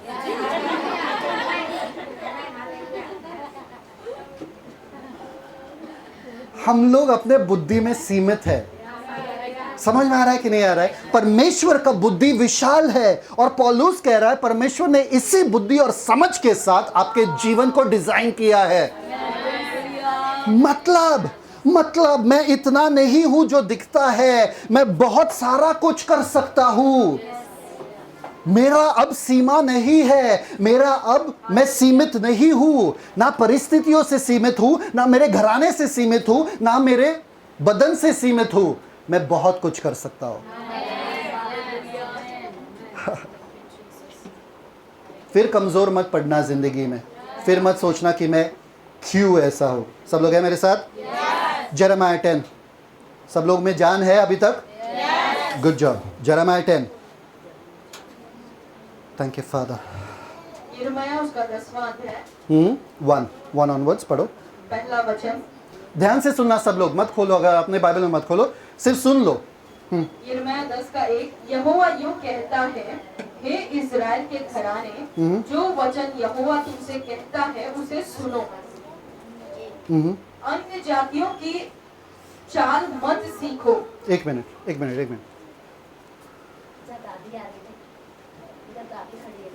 चलो, ओके। तो आपके जीवन को परमेश्वर ने क्या किया है? डिजाइन किया है। कैसे? जैसे परमेश्वर ने पूरे सृष्टि को डिजाइन किया है। ध्यान से सुनना अभी मेरे बात। अगर मैंने बोला कि अंबानी के घर को, टाटा के वो क्या ताज होटल को ना, ताज होटल देखे? कौन सा वाला? गेटवे वाला। ताज होटल को जिसने डिजाइन किया है, जिसने बनाया है, वो कारीगर अगर आपके पास आके बोलता है कि मुझे आपका घर डिजाइन करना है, कैसा लगेगा आपको? क्यों?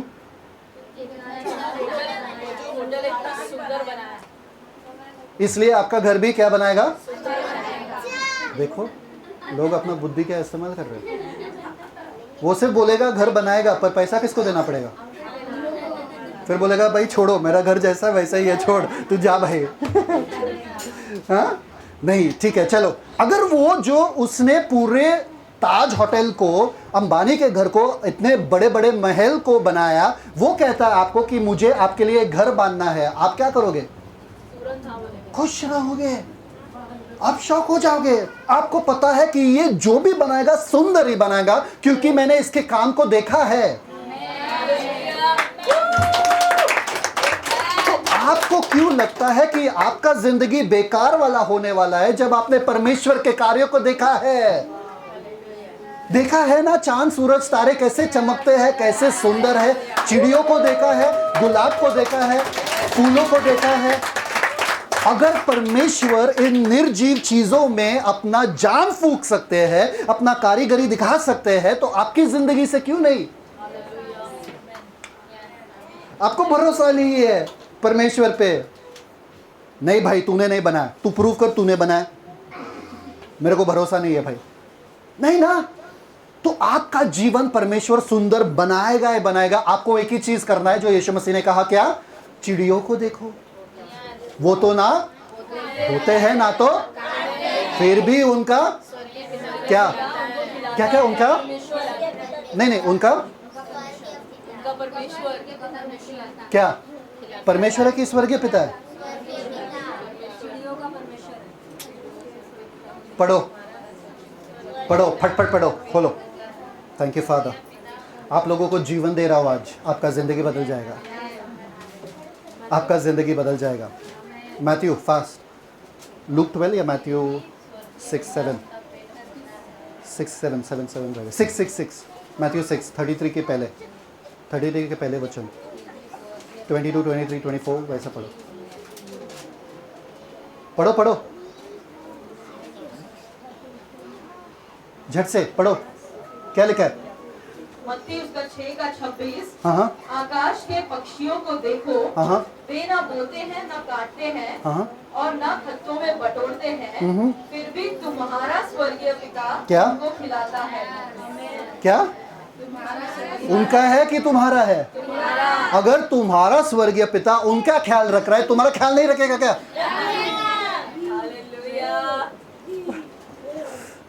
इसलिए परमेश्वर वहां पे, तू चिंता ना कर, क्योंकि मेरा बुद्धि और मेरा समझ पे शक कभी मत करना।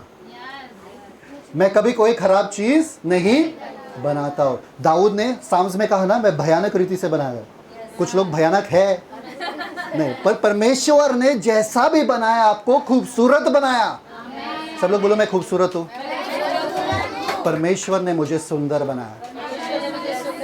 परमेश्वर का कारीगरी देखना है तो अपने आप को आईने में देखो।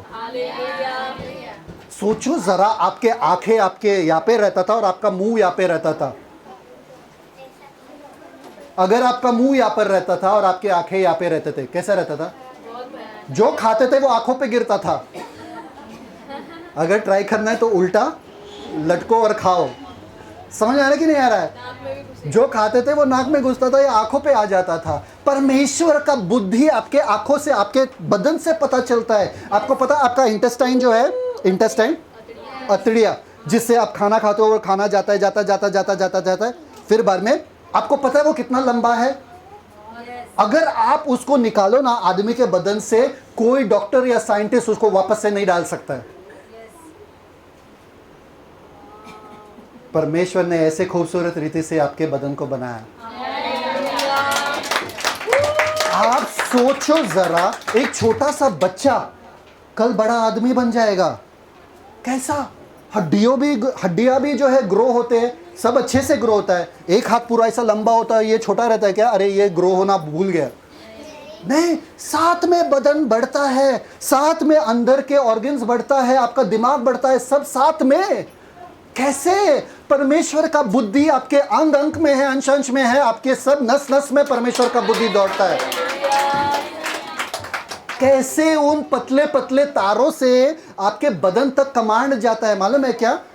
आपको ये उंगली उठाना है, आपके सर तक, आपके ब्रेन तक, दिमाग तक पहला कमांड जाता है, इसको उठाना है। तो फिर दिमाग बोलता है ठीक है उठाओ, फिर उठता है। पर कितना फास्ट, इतना फास्ट। देखो, गया आया, गया आया, गया फास्ट। सब कमांड इधर से मिलता है। इतना फास्ट कैसे परमेश्वर? क्या पता परमेश्वर का बुद्धि है। अगर आप अपने बदन को समझ सकते हो तो परमेश्वर के बुद्धि को समझ पाओगे, पर नहीं ना तो अपने जीवन को लेके हताश मत होना। ये तो छोटी बात है, हल्की सी क्लेश है ये तो उस बड़ा सा महिमा, अनंत काल महिमा के सामने। वो सबको लेके रोते हो। आपका बदन अच्छा है, आपका बॉडी अच्छा है, सब कुछ अच्छा चल रहा है, वो छोटे छोटे चीजों को लेके रोते बैठते। परमेश्वर के बुद्धि पे कभी शक मत करना। Jeremiah 10, thank you, Jeremiah 10:1। सब लोग हैं मेरे साथ? मुझे तो मजा आता है प्रीच करने में। आपको मजा आता है क्या सुनने में? चलो, जेरेमाया उसका 10:1। यहोवा यो कहता है, हे इस्राएल के घराने, जो वचन यहोवा तुमसे कहता है उसे सुनो। सुनो, यहोवा का वचन सुनो। अन्य जातियों की चाल मत सीखो। अन्य जाति, ऐसा राजा, ऐसा महान परमेश्वर आपका पिता है। पूरा दुनिया उसके सामने कांपता है, सब लोग डरते हैं उनसे, पर ये आपके पापा है। अभी देखो, come here Esther, fast, come here Anu, fast, slowly, carefully, this side. See here, दो जन है, ओके? एक जन कहते हैं कि मैंने अंबानी के पैसे को संभाला, टाटा के पैसे को संभाला और उनके पैसे को बढ़ाया, मैंने बढ़ाया, ठीक है, ओके? और ये दूसरा वाला कहता है, ये ऐसा नहीं है, पर दूसरा वाला कहता है मैं खुद गरीब हूं, मेरे पास पैसा नहीं है खाने के लिए, हाँ, पर मेरे पास ज्ञान है तुम्हें देने के लिए, तुम अपना पैसा मुझे दो। हाँ, तो अगर मैं अपने पैसा जो है, अगर मुझे इन्वेस्ट करना है, मुझे डालना है, मुझे बढ़ाना है अपना पैसा, किस में डालूं? उसमें डालूं ना? शोभा सिस्टर इसमें डालेंगे क्योंकि ये गरीब है, ये इसके पास पैसा नहीं है, ये सबके पैसा लेके डुबा दिए, तो शोभा सिस्टर इसमें पैसा डालेंगे। बाकी सब किस में डालेंगे? इधर डालेंगे। Good job. बुद्धि बुद्धि बुद्धि की बातें हो रही है, ठीक है? अंबानी के पैसे को जिसने बढ़ाया, टाटा के पैसे को जिसने बढ़ाया, डीमार्ट वाले के पैसे को जिसने बढ़ाया, उसके पास मैं अपना पैसा दूं और हिफाजत से रखूं कि इसके पास दूं? इसके पास ना। क्यों? क्योंकि मैंने इनके जीवन में देखा है कि ये अच्छे से पैसे बढ़ा सकती है। समझ में आ रहा है कि नहीं आ रहा है? एक साइड पे परमेश्वर खड़े हैं और एक साइड पे दुनिया के लोग खड़े हैं। दुनिया के लोग अपने खुद की जिंदगी नहीं संभाल सकते, वो आपको क्या संभालेंगे? आप अपना जीवन की सलाह जो है, अपना जीवन जो है परमेश्वर के हाथों में दे दो, परमेश्वर उसे खूबसूरत बनाएगा। अगर आपको यकीन नहीं है तो पतरस का जीवन देखो, पौलुस का जीवन देखो, बाइबल में दाऊद का जीवन देखो, कितने लोगों का जीवन आज बदल चुका है परमेश्वर ने। तो आप इन लोगों के पास क्यों जाते हो? अरे देखो मेरे पति ने मुझे प्यार नहीं करता, मेरे पति। क्यों जाना है आपको? क्यों चाहिए पति? ऐसा वो पति मुझे समझते नहीं है, पति मुझे जानते नहीं है। हाँ, मेरे पास कोई दोस्त ही नहीं है, मेरे पास कोई ये ही नहीं है, मुझे कोई क्यों? इसलिए परमेश्वर के वचन में लिखा है, श्रापित है वो मनुष्य जो मनुष्य पे भरोसा करता है, पर धन्य है वो मनुष्य जो परमेश्वर पे भरोसा रखता है। वो एक क्या? एक झाड़ के जैसा रहेगा जो नालियों के पास लगाया जाता है, जो अपने ऋतु में फल लाता है और उसके पत्ते मुरझाते नहीं है। धूप आने दो, कुछ भी आने दो, वो झाड़ खड़ा का खड़ा रहेगा। समझ में आ रहा है कि नहीं आ रहा है? तो अपना जीवन इन लोगों के हाथों में मत दे दो, अपना जीवन परमेश्वर के हाथों में सौंपो, आपका जीवन संवर जाएगा। सिर्फ बेचारा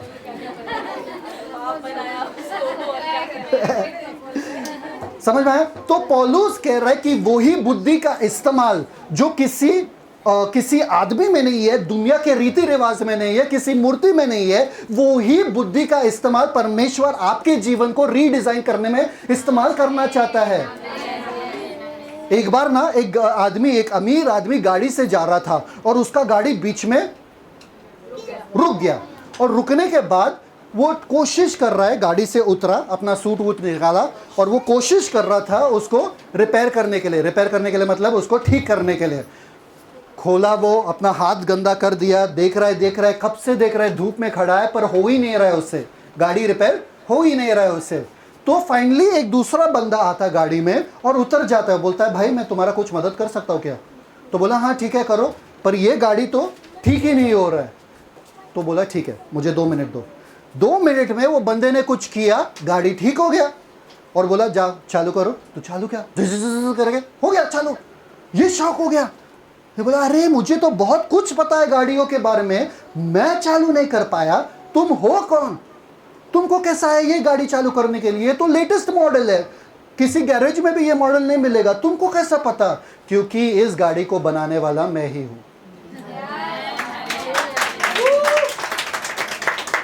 परमेश्वर को पता है आपके रुकी हुई गाड़ी को कैसा फिर से दौड़ाना है। किसी अरे गहरे को मत पूछना, परमेश्वर को ही पूछना, क्योंकि परमेश्वर ने आपके जीवन को बनाया है। Thank you father. तो ये पूरा जो अनुग्रह का प्रोग्राम है, परमेश्वर ने अपना सोफिया और अपना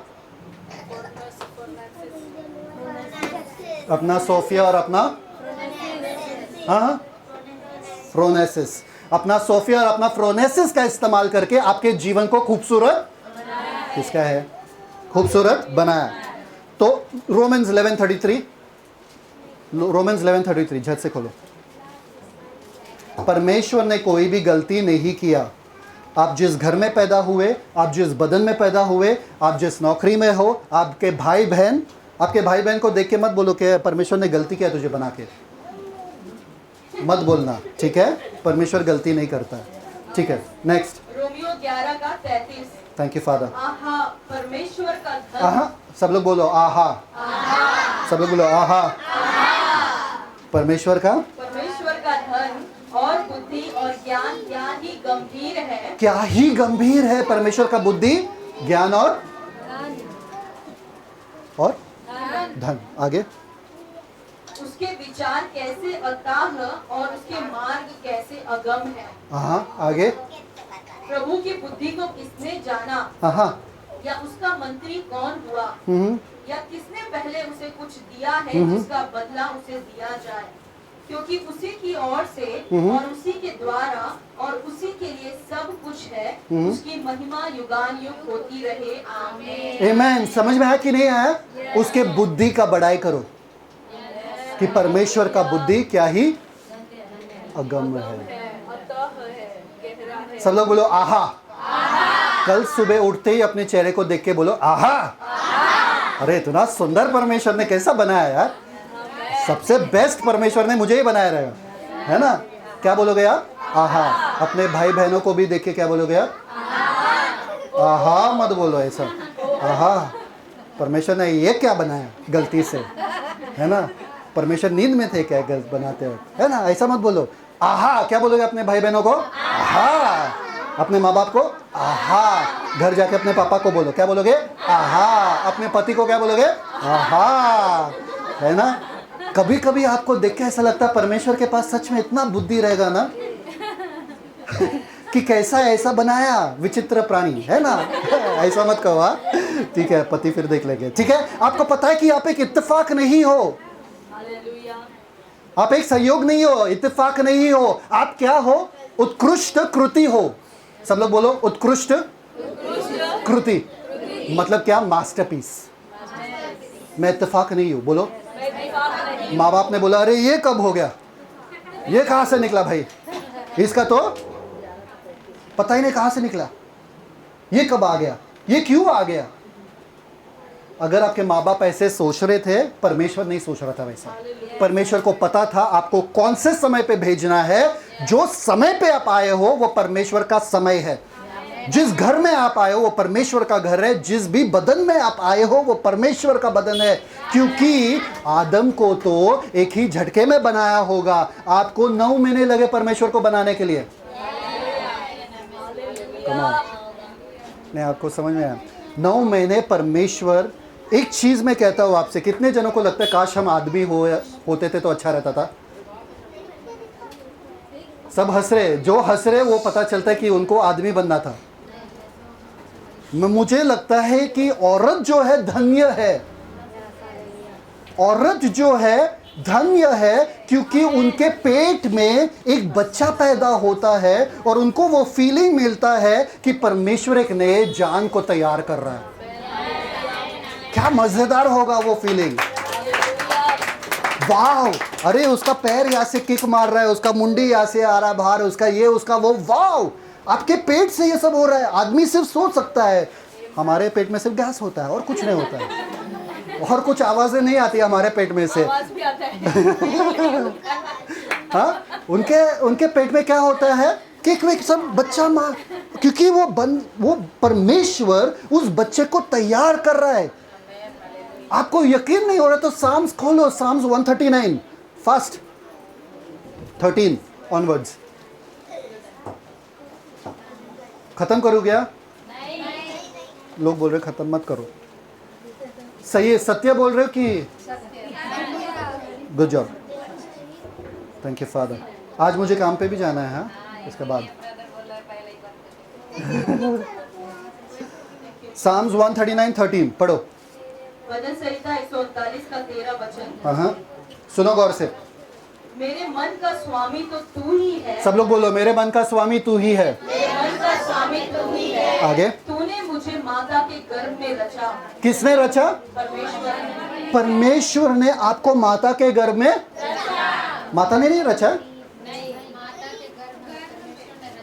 तो आपके गर्भ में, माता के गर्भ में कौन था?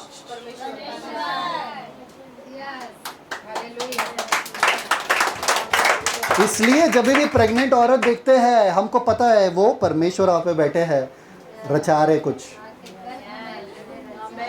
आपका गर्भ जो है परमेश्वर का वर्कशॉप है। वर्कशॉप पता है ना? हाँ, परमेश्वर वहाँ पे बिजी है, हथौड़ा लेके तैयार कर रहे है ना? फिर आगे रीड। मैं तेरा धन्यवाद करूंगा। मैं तेरा धन्यवाद करूंगा इसलिए कि मैं भयानक और अद्भुत रीति से रचा गया। इसलिए क्योंकि मैं भयानक और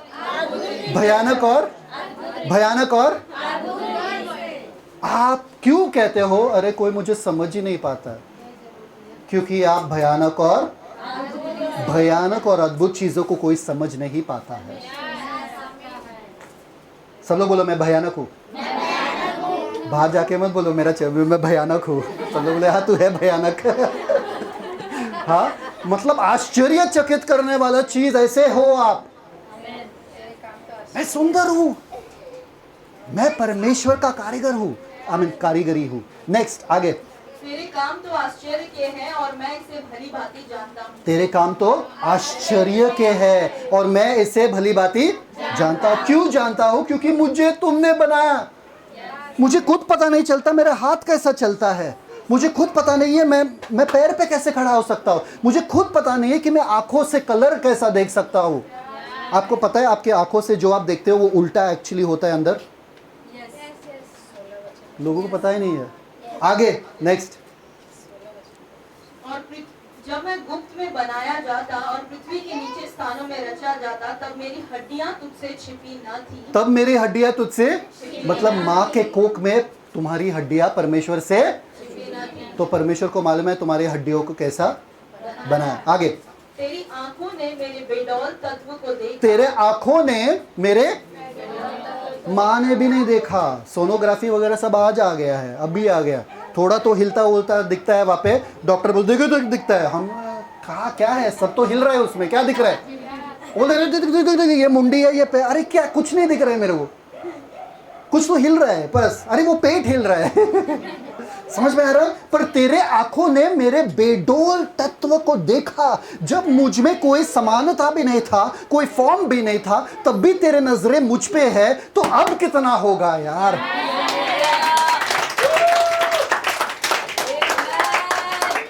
अब जो मैं बाहर आ चुका हूं, अब कितना ज्यादा हो जाएगा। परमेश्वर आपको छोड़ नहीं सकते हैं, क्योंकि परमेश्वर का कारीगरी हो आप। टेंशन क्यों लेते हो? टेंशन क्यों लेते हो? बनाने वाले का जिम्मेदारी है कि आपको कैसे चलाते जाए। नेक्स्ट आगे। Thank you father. तेरी आंखों ने मेरे बेडौल तत्व को देखा हाँ, और मेरे सब अंग जो दिन दिन बनते जाते थे, हाँ। वे रचे जाने से पहले तेरी पुस्तक में लिखे हुए थे। मेरा हर दिन तेरी पुस्तक में लिखा हुआ था। आज इसने झूठ बोला। हाँ, फरवरी 14 को ये झूठ बोलेगा। ऐसा लिखा है क्या परमेश्वर के पुस्तक में? परमेश्वर के पुस्तक में गंदे चीज़ें नहीं लिखी जाती। परमेश्वर के पुस्तक में ये लिखा है, आज इसने यीशु को अपनाया, आज ये यीशु से प्रार्थना कर रही है, आज ये यीशु पे विश्वास कर रही है। देखो इनके ऊपर समस्या आ गया, तुरंत ये घुटना टेक के ये प्रार्थना कर रही है, किसी के पास नहीं जा रही है। देखो ये कितना प्रार्थना कर रही है, बाइबल पढ़ रही है। भले ही इसके जीवन में मुसीबत है, शैतान इसे छू नहीं सकता है, इसको मैंने संभाल के रखा है। ये देखो ये लोग, इनको मैं इनसे जोड़ दूंगा ताकि ये इनके लिए प्रार्थना करे, ताकि ये भी चंगाई पाए। हर दिन परमेश्वर के किताब में आपके बारे में लिखा गया कि चमत्कार पे चमत्कार पे चमत्कार पे आशीष होगा। हे, परमेश्वर के लिए कुछ भी अचानक नहीं होता है आपके। अरे इसके बारे में तो मैंने सोचा ही नहीं। परमेश्वर ने आपके जिंदगी को खूबसूरत बनाया। सब लोग बोलो खूबसूरत। ठीक है, आगे पढ़ो। मेरे लिए तो हे परमेश्वर तेरे विचार क्या ही बहुमूल्य है। विचार क्या ही बहुमूल्य है। हाँ, उनकी संख्या का जोड़ कैसा बड़ा है। कैसा बड़ा है? आगे। यदि मैं उनको गिनता तो वे बालू के किनकों से भी अधिक ठहरते। कितना ठहरते? कितना? समुद्र के पास कभी गए? देखा वो रेत को? कितना रेत आप देख सकते हो वहाँ पे? कितना? 1 2 3 4 5। इतना परमेश्वर आपके बारे में सोचते हैं। इतना परमेश्वर आपके बारे में सोचते हैं। आपके माँ भी इतना आपके बारे में नहीं सोच सकती है। अरे इसलिए बोलते हैं इज़राइल का रक्षक जो है वो ना सोता है ना वो उठता है। वो हमेशा आपके बारे में सोच रहा है। वो बोल रहा है तुम्हारे दीवारें मेरे सामने हमेशा खड़ी ही रहती है, तुम्हारे नाम मैंने अपने हाथों में खोद के रखा है, तुम मेरे हो, तुम्हें संभालने का जिम्मेदारी मेरा है, टेंशन लेने का जिम्मेदारी मेरा है। रात भर ये जागी रहती है क्या? एस्तर अनु जागे रहते हैं, रुद्र जागा रहता है, कल स्कूल का फीस भरना है, जागे रहते हैं क्या ये लोग? टेंशन किसका है? अभी आपको पता चलता है कि वो अपने प्रियजनों को अच्छा नींद क्यों देता है? क्यों? क्योंकि टेंशन लेने का जिम्मेदारी पापा का है, मेरा नहीं है भाई। अरे समस्या आ गया, पापा को दे दो। इसलिए बाइबल में लिखा है कास्ट ऑल योर। टीचर जब कोई चिट्ठी देती है मम्मी पापा को देने के लिए, क्या करते हो आप? लेके रहते हो और बोलते अरे यार क्या करूँ, टीचर ने चिट्ठी दिया क्या। और फिर क्या करते हो उसके बाद? क्यों भूलती है? क्योंकि मम्मी को दिया। आपको आपका समस्या क्या क्या करना है? भूलना है।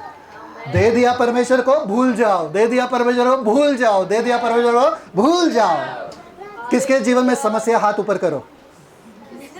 जल्दी से परमेश्वर को दे दो और भूल जाओ। समझ में आ रहा है कि नहीं आ रहा है? Thank you father, thank you father. और जाना है आगे थोड़ा? कितने जन बोल रहे खत्म करो यहाँ पे? कितने जन बोल रहे थोड़ा और जा सकते हैं? थोड़ा और, थोड़ा और, से थोड़ा और। हाँ ठीक है। परमेश्वर ने यिर्मयाह करके, परमेश्वर ने यिर्मयाह को, यिर्मयाह कौन था? एक नबी था। परमेश्वर ने यिर्मयाह को बोला एक चीज कर, तू जाके कुम्हार के घर में जा। किसके घर में? कुम्हार के घर में जा। रीड दैट यिर्मयाह। कोई और मत खोलो, सिर्फ ये खोलेगी, सिस्टर खोलेगी। यिर्मयाह 18:1-10 पढ़ो। यिर्मयाह उसका 18 अध्याय का 1 वचन। यहोवा की ओर से यह वचन यिर्मयाह के पास पहुंचा। उठ और कुम्हार के घर जा। ओके। और वहां मैं तुझे अपने वचन सुनाऊंगा। इसलिए मैं कुम्हार के घर गया और क्या देखा कि वह चाक पर कुछ बना रहा है। जो मिट्टी का बर्तन वो बना रहा था वो बिगड़ गया। तब उसने उसी का दूसरा बर्तन अपनी समझ के अनुसार बना क्या क्या क्या क्या? वो जो बर्तन बना रहा था, कुम्हार के घर कभी कोई गया? देखा कुम्हार कैसा वो मिट्टी का बर्तन बनाता है? वो चाक पर रखता है, घूमता रहता है, घूमता रहता है, घूमता रहता है, और वो उसको आकार देता है ना? एक गड़बड़ हुआ, एक बर्तन में गड़बड़ हुआ। वो कुम्हार ने क्या किया? Read it clearly. जो मिट्टी का बर्तन वो बना रहा था वो बिगड़ गया। बिगड़ गया। आई परमेश्वर, मैं गिर गया। परमेश्वर, मैं फिसल गया। परमेश्वर, ये देखो मेरे जीवन में समस्या आ गया। आगे तब उसने उसी का दूसरा बर्तन अपनी समझ के अनुसार बना दिया। समझ के अनुसार, समझ के अनुसार। परमेश्वर आपके हर समस्या को, जो भी बिगड़ा हुआ है, अपने समझ के अनुसार उसे और खूबसूरत बना सकता है। परमेश्वर रोते बैठते नहीं है वहाँ पे, अरे इनके साथ क्या हो गया, अरे ये तो बहुत बुरा हो गया। अगर परमेश्वर ऐसे करने लगे ना तो डर लगना चाहिए आपको, है ना? अगर परमेश्वर को टेंशन आ गया, अरे ये तो गिर गए, क्या करे? अरे परमेश्वर तुम भी टेंशन में हो, मैं भी टेंशन में हूं, तो संभालेगा कौन? परमेश्वर को पता है इसी बर्तन का मैं और एक बर्तन बना सकता हूँ। इसी गड़बड़ी में से मैं सुंदरता ला सकता हूँ। इसी राख से मैं सुंदरता ला सकता हूँ। समझ में आ रहा है कि नहीं आ रहा है? कोई भी समस्या परमेश्वर के लिए बड़ा नहीं है। आगे नेक्स्ट। तब यहोवा का यह वचन मेरे पास पहुंचा। हे इस्राएल के घराने, यहोवा की यह वाणी है कि इस कुम्हार के समान तुम्हारे साथ क्या मैं भी काम नहीं कर सकता? देख, जैसे मिट्टी कुम्हार के हाथ में रहती है, वैसे ही हे इस्राएल के घराने, तुम भी मेरे हाथ में हो। हे इस्राएल के घराने, हे लोगों सुन, तुम भी मेरे हाथ में हो। परमेश्वर के हाथ में हो। परमेश्वर सुंदर नहीं बनाएगा आपकी जिंदगी को? बनाएगा कि नहीं बनाएगा? आगे टिल या रीड टिल 10। और जब मैं किसी जाति या राज्य के विषय कहूँ कि मैं उसे बनाऊंगा और रोपूंगा, तब यदि वे उस काम को करे जो मेरी दृष्टि में बुरा है और मेरी बात न माने, तो मैं उस भलाई के विषय जिसे मैंने उनके लिए करने को कहा हो पछताऊंगा। वचन 7। जब मैं किसी जाति या राज्य के विषय कहूँ कि उसे उखाड़ूंगा या ढा दूंगा अथवा नष्ट करूंगा, तब यदि उस जाति के लोग जिसके विषय मैंने यह बात कही हो अपनी बुराई से फिरे, तो मैं उस विपत्ति के विषय जो मैंने उन पर डालने की ठानी हो पछताऊंगा। परफेक्ट। तो परमेश्वर यहाँ पे क्या कह रहा है? परमेश्वर कह रहा है कि किसी के भी जिंदगी को रीशेप कर सकता हूँ। ईश्वर क्या क्या क्या क्या क्या क्या क्या था मैं? हाँ, परमेश्वर आपके जिंदगी को क्या बना सकते हैं? सुंदर बना सकते हैं। परमेश्वर आपकी जिंदगी को सुंदर बना सकते हैं। सब लोग देखो यहाँ पे, सब लोग है यहाँ पे, ये देख रहे हथौड़ा, ये देख रहे स्क्रू ड्राइवर। हाँ, आपको पता है जब कारीगरी काम करते हैं ना, एक स्टैचू बनाने के लिए, एक मूर्त बनाने के लिए, है ना, तो क्या करते हैं वो लोग? पूरा पत्थर रहता है। पूरा क्या रहता है? पत्थर रहता है। ये हथौड़ा लेके क्या करते हैं? तोड़, हाँ, डालते हैं ऐसे, और क्या करते हैं? क्या करते हैं? ठोकते। जितना ठोकेंगे उतना क्या समझ में है कि नहीं आया? जब परमेश्वर आपके जिंदगी में कुछ करने की कोशिश कर रहा, आपको आउच होता है, आपको लगता है परमेश्वर नहीं, परमेश्वर ऐसा क्यों मेरे साथ हो रहा है? अरे परमेश्वर आपकी जिंदगी को खूबसूरत बना रहे, परमेश्वर ये लोग मेरी जिंदगी से क्यों गए? अरे ये पत्थर नहीं चाहिए था तुम्हारे जिंदगी में, इसलिए निकाला इन लोगों को। अरे परमेश्वर पर ये दुख रहा है, अरे तुमको और सुंदर बना रहा हूं। सबसे ज्यादा क्या दुखता है मालूम है क्या? आंख वाला। क्यों? क्योंकि उस पर और काम चाहिए ना, और डेलिकेट है। अरे परमेश्वर मेरे चेहरे को, मेरे जिंदगी को, मेरे पर्सनल जिंदगी को जब परमेश्वर बदलने की कोशिश करता हो, तुम्हारे गुस्से को बदलने की कोशिश कर रहा हो, तुम्हारे झूठ बोलने के तरीके को बदलने की कोशिश कर रहा हो, तभी और छुपता है और लगता है। पर परमेश्वर आपकी जिंदगी को सुंदर बना रहे। परमेश्वर पे भरोसा करना, ये हथौड़ा, ये क्या है मालूम है क्या? सबसे पहला जो आपकी जिंदगी में आता है वो है, परमेश्वर ऐसे हथौड़े को इस्तेमाल करता है। सबसे पहला हथौड़ा जो आपके जिंदगी में आता है वो कौन है? वो कौन है? चुप, कौन है? लोग। लोग सबसे ज्यादा लोग चुपते हैं ना। क्या चुपता है? लोग। परमेश्वर इन लोगों को निकालो ना मेरे जिंदगी से, ये हट गए ना, मेरे जिंदगी आराम है, मेरे जिंदगी में शांति है, पहले इन लोगों को हटाओ मेरे जिंदगी से। परमेश्वर क्या कहता है? इन लोगों को नहीं हटाऊंगा, तुमको और सुंदर बनाऊंगा, तुमको और संयम दूंगा, तुमको और समझ और बुद्धि दूंगा इन लोगों के साथ कैसा रहना। जब तक आपका ये हटाओ हटाओ खत्म नहीं होता है, परमेश्वर का काम आपके ऊपर खत्म नहीं होगा। जितना जल्दी आप लोगों से प्यार करना सीख जाओगे, उतना ही कम इरिटेटिंग लोग आपके इर्द गिर्द में रहेंगे। झट से सीखना। समझ में आ रहा है कि नहीं आ रहा है? सबसे पहले चीज, परमेश्वर आपके जिंदगी में लोगों को रखता है, उनको बदलने की जरूरत नहीं है, आपको बदलने की जरूरत है। परमेश्वर मेरे पति को बदलो, आप बदलो पहले भाई। परमेश्वर मेरे बच्चों को बदलो, आप बदलो पहले। दूसरा चीज परमेश्वर आपके जिंदगी में आने देता है वो है प्रेशर। सब लोग बोलो प्रेशर। वो वाला प्रेशर नहीं, प्रेशर मतलब समस्या। समझ में आ रहा है कि नहीं आ रहा है? एक है लोग, पीपल, दूसरा है प्रेशर। प्रेशर का मतलब क्या है? आपको पता है सोना कैसा बनता है? किसकी वजह से बनता है? किसकी वजह से? अगर आग में नहीं जाता था तो वो सोना बनता था क्या? तो आपकी जिंदगी में अगर समस्या आ रहा है तो किस चीज के लिए आ रहा है? आपको सोना बनाने के लिए। आप परमेश्वर को मत बोलो अरे ये आग से मुझे दूर रखो, फिर काले के काले रहो, कोयले के जैसे रहो। अरे डायमंड चाहिए, हीरा चाहिए, तो आपको प्रेशर से जाना ही पड़ेगा। आपको पता है diamond is the strongest, one of the strongest in the world. Diamond को कोई तोड़ नहीं सकता है। पता है कि नहीं पता है? पर फिर भी इतना खूबसूरत लगता है। आपको डायमंड बनना है या कोयला रहना है? डायमंड बनना है ना, तो आपको प्रेशर से गुजरना पड़ेगा। तीसरा चीज जो परमेश्वर आपकी जिंदगी में लाता है आपको सुधरने के लिए, और सिर्फ थैंक यू, आपको सुधरने के लिए, आपको अच्छा बनाने के लिए या खूबसूरत बनाने के लिए, वो है promise. People, pressure and promise. Promise मतलब परमेश्वर का वचन। परमेश्वर का वचन आपका हथियार है आपके जिंदगी को रीडिजाइन करने के लिए। तो लोग, अगर इरिटेटिंग लोग हैं आपके इर्द गिर्द में, क्या बोलोगे आप? परमेश्वर धन्यवाद, ये मुझे गुस्सा दिला रहा है, धन्यवाद, ये मुझे चिड़चिड़ दिला रहा है, धन्यवाद परमेश्वर, आप मुझ पे काम कर रहे हो, मुझे बदल रहे हो। प्रेशर आ रहा है तो क्या बोलोगे परमेश्वर को? धन्यवाद। नौकरी से निकाला, धन्यवाद, है ना? मुझ पे प्रेशर आ रहा है, धन्यवाद। क्यों? क्योंकि मैं सोना बन रहा हूं, मैं हीरा बन रहा हूं। समझ में आ रहा है कि नहीं आ रहा लोगों को? एक चीज याद रखना आपको मालूम है मिट्टी, एक होता है मिट्टी, दूसरा होता है मोम। धूप दोनों पे आता है। मोम क्या होता है? मोम के साथ। और मिट्टी क्या होता है? कड़क होता है। आप कड़क मत होना परमेश्वर के हाथों के अंदर। डू नॉट हार्डन योर हाथ। अपने दिल को, अपने हृदय को कड़क मत करना, पिघलते जाओ। क्योंकि आप जब पिघलोगे आपको कोई भी ढांचे में डाल सकते हैं और आपको सुंदर सा वापस से बना सकते हैं। समझ में आ रहा है कि नहीं आ रहा है? अगर आप पत्थर के पत्थर रहोगे, नहीं परमेश्वर मैं नहीं चाहता हूं कि इसको मैं सॉरी बोलूं, मैं नहीं बोलूंगा, मैं झुकूंगा नहीं इसके सामने, तो क्या होगा आपके जिंदगी का? जो झुकता नहीं है वो टूट जाता है मेरे साथ लोग? तो या तो आप मोम हो या तो आप क्या हो, मिट्टी।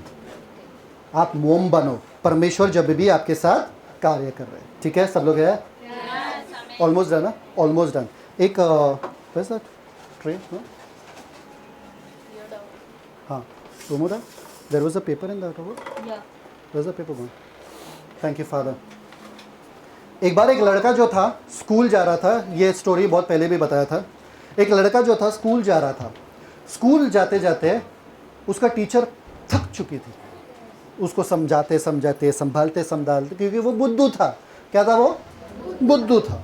तो टीचर ने बोला इसको मैं सिखा, तो इसको एक लेटर लिखा और बोला लेटर लिख के, बोला क्या, अपने मम्मी को जाके दे दो।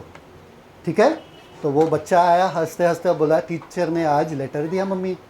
तो मम्मी ने उठाया लेटर और बोला ठीक है मैं पढ़ती हूँ। और जब मम्मी ने लेटर खोला तो मम्मी ने लेटर में क्या पढ़ा मालूम है क्या? पढ़ते पढ़ते पढ़ते पढ़ते मम्मी की आंखों में आंसू आ गया। बहुत सारे जनों को ये स्टोरी मालूम है, कितने जनों को मालूम है? बाकी सब भूल गए। ठीक है, मम्मी ने पढ़ते पढ़ते पढ़ते पढ़ते उनके आंखों में आंसू आ गया। और ये छोटा सा बच्चा उनके बाजू में बैठा है और ये मम्मी अकेली थी, पापा कोई नहीं था वहाँ पे, मम्मी अकेली थी। और लेटर में लिखा था कि तुम्हारा बच्चा जो है बुद्धू है, होशियार नहीं है, वो पढ़ाई नहीं कर सकता है, उसको स्कूल मत भेजना, उसे स्कूल से निकाला जाता है। पढ़ते पढ़ते मम्मी की आंखों में आंसू आ गए और मम्मी ने उस लेटर को ऐसे ही बंद किया। तो बच्चा पूछने लगा अरे वो लेटर में लिखा क्या है मम्मी? तो मम्मी ने खोला, बोला ये लिखा है कि आपका बच्चा जो है बहुत ही होशियार है, बहुत ही समझदार है, वो इतना लायक है कि स्कूल के लायक नहीं है, उसको स्कूल से निकालो, आप घर में ही ऐसे होशियार बच्चे को रखो। क्या बोला मम्मी ने? उल्टा बोला जो लेटर में नहीं था। तो बच्चा एकदम चौंक गया, टीचर मेरे बारे में ऐसे सोचती है। तो मम्मी ने 1000 बुक्स ला के, किताबें ला के इसको घर पे ही पढ़ाया, इसको बनाया, इसको सिखाया, घर पे ही बैठ के अकेले, स्कूल नहीं भेजा। और आपको पता है वो बड़ा होके वो बंदा कौन बना? Thomas Edison. Thomas Edison. Thomas Edison कौन है मालूम है क्या? ये जो दिख रहा है बल्ब, उसने बनाया। कौन? ये जो बल्ब दिख रहा है ये उसने बनाया। आज अगर वो लेटर में जो लिखा था उस मम्मी ने पढ़ाया होता था वो बच्चे को, वो बच्चा क्या करता था? बड़ा होता था क्या? अपने आप में विश्वास करता था क्या? मम्मी ने उसके पूरे जीवन को रीडिजाइन कर दिया, पूरे अलग दिशा में ले लिया। जब वो बंदा बड़ा हो गया था, वो उसने एक कैबिनेट में जाके अपने पुराने अलमारी से कुछ पेपर ऐसे पड़े थे, तो उसने वो पेपर लिया, बोला अरे ये तो वही टीचर वाला पेपर है, क्योंकि उसकी माँ तो कब की मर चुकी थी। तो ये टीचर वाला पेपर है, चलो पढ़ते हैं टीचर ने मेरे बारे में क्या अच्छे बातें की। जब उसने खोला था शॉक हो गया था कि टीचर ने मेरे बारे में इतने बुरे चीज़ें कही है और मेरे माँ ने उसे नहीं स्वीकारा, मेरे माँ ने मेरी ज़िंदगी को बदल के रखा। आपको मालूम है ये पेपर क्या है? जो लोग आपके बारे में कह रहे हैं, जो आपके माता पिता आपके बारे में सोचते, जो आपका सोसाइटी आपके बारे में सोचता है, जो शैतान आपके बारे में कह रहा है कि आप कमज़ोर हो, आपसे कुछ नहीं होने वाला है, आप इतना पापी हो कि आपका ज़िंदगी का कुछ नहीं होने वाला है। आपको बताया ये लेटर जो है ना, आप खोलो मत, डायरेक्ट परमेश्वर के हाथों में दे दो, क्योंकि परमेश्वर जानता है ऐसे लेटरों को कैसा बदल के रखने के लिए। समझ में आ रहा है कि नहीं आ रहा है? आपके ज़िंदगी को वो खूबसूरत बनाएंगे। इस लेटर के हिसाब से नहीं जो लोग कह रहे हैं, इस लेटर के हिसाब से नहीं जो दुनिया चाहती है कि आपके साथ हो जाए या शैतान चाहता है कि आपके साथ हो जाए। ये लेटर परमेश्वर के हाथों में दे दो। अगले बार अगर कोई आपको कुछ भी कहे, किसके हाथों में देना आपको लेटर? किसके हाथों में देना? इसलिए पौलुस यहाँ पे कह रहा है अगर आपको परमेश्वर का खूबसूरती देखना है, परमेश्वर के कारीगरी को देखना है, कायनात को देखो, और उससे ज़्यादा खूबसूरती देखना है तो कलीसिया को देखो, क्योंकि परमेश्वर ने कलीसिया और कायनात दोनों को अपने बुद्धि से और अपने समझ से बनाया है और खूबसूरत बनाया है। अभी आपके जीवन में एक सवाल आता रहेगा कि कब ख़त्म होगा प्रीचिंग? नहीं, आपके दिमाग में एक सवाल आएगा। क्या आएगा? कि अगर परमेश्वर का इतना बुद्धि और समझ मेरे जीवन को बनाने के लिए लगा है, तो क्या मैं उस योजना को जान सकता हूँ क्या? क्या मैं उस परमेश्वर के डिज़ाइन को या योजना को जान सकता हूँ क्या? अगर हाँ तो कैसे? मुझे नहीं पता, वो अगले बार देखेंगे हम 9वें वचन के आगे। समझ में आया कि नहीं आया? सबको समझ में आया आज? तो आपका जीवन इत्तेफाक नहीं है, आपका जीवन इत्तेफाक नहीं है, आप एक संयोग नहीं हो, आप एक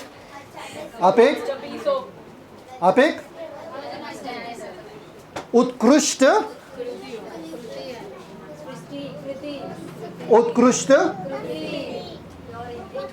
कृति है।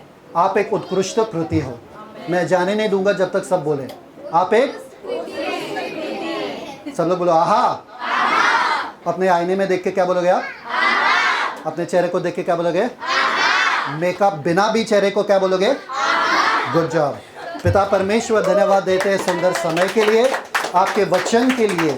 हम आराम करते हैं, हम शांत हो जाते हैं, क्योंकि हमें पता है कि आपका बुद्धि और आपका समझ हमारे जीवन में है। पिता, बुद्धि और समझ के साथ आपने हमारे जीवन में एक सुनामी भेजा है, एक लहर भेजा है अनुग्रह का पिता परमेश्वर, ताकि केवल ना हमारा ही जीवन बदले पर लोगों का भी जीवन बदल जाए। पिता, इस बड़े अनुग्रह के लिए, इस बहुतायत वाला अनुग्रह के लिए, इस धन वाला अनुग्रह के लिए पिता धन्यवाद देते हैं कि आपके बुद्धि और समझ के साथ आपने हमारे जीवन को अच्छे दिशा में लेकर जाने के लिए ऑलरेडी योजना बना चुका है। पिता, हमें बस आराम करना है और आप पे भरोसा करना है कि आप जानते हो कि हमें किस दिशा में आप लेकर जाना चाहते हैं। Let us rest and know that you have designed our lives and it will go in the right path. Thank you, Father. We give you all glory. In Jesus' name we pray. Amen. Celebrate the Christ life. God bless you. Shalom. Clap.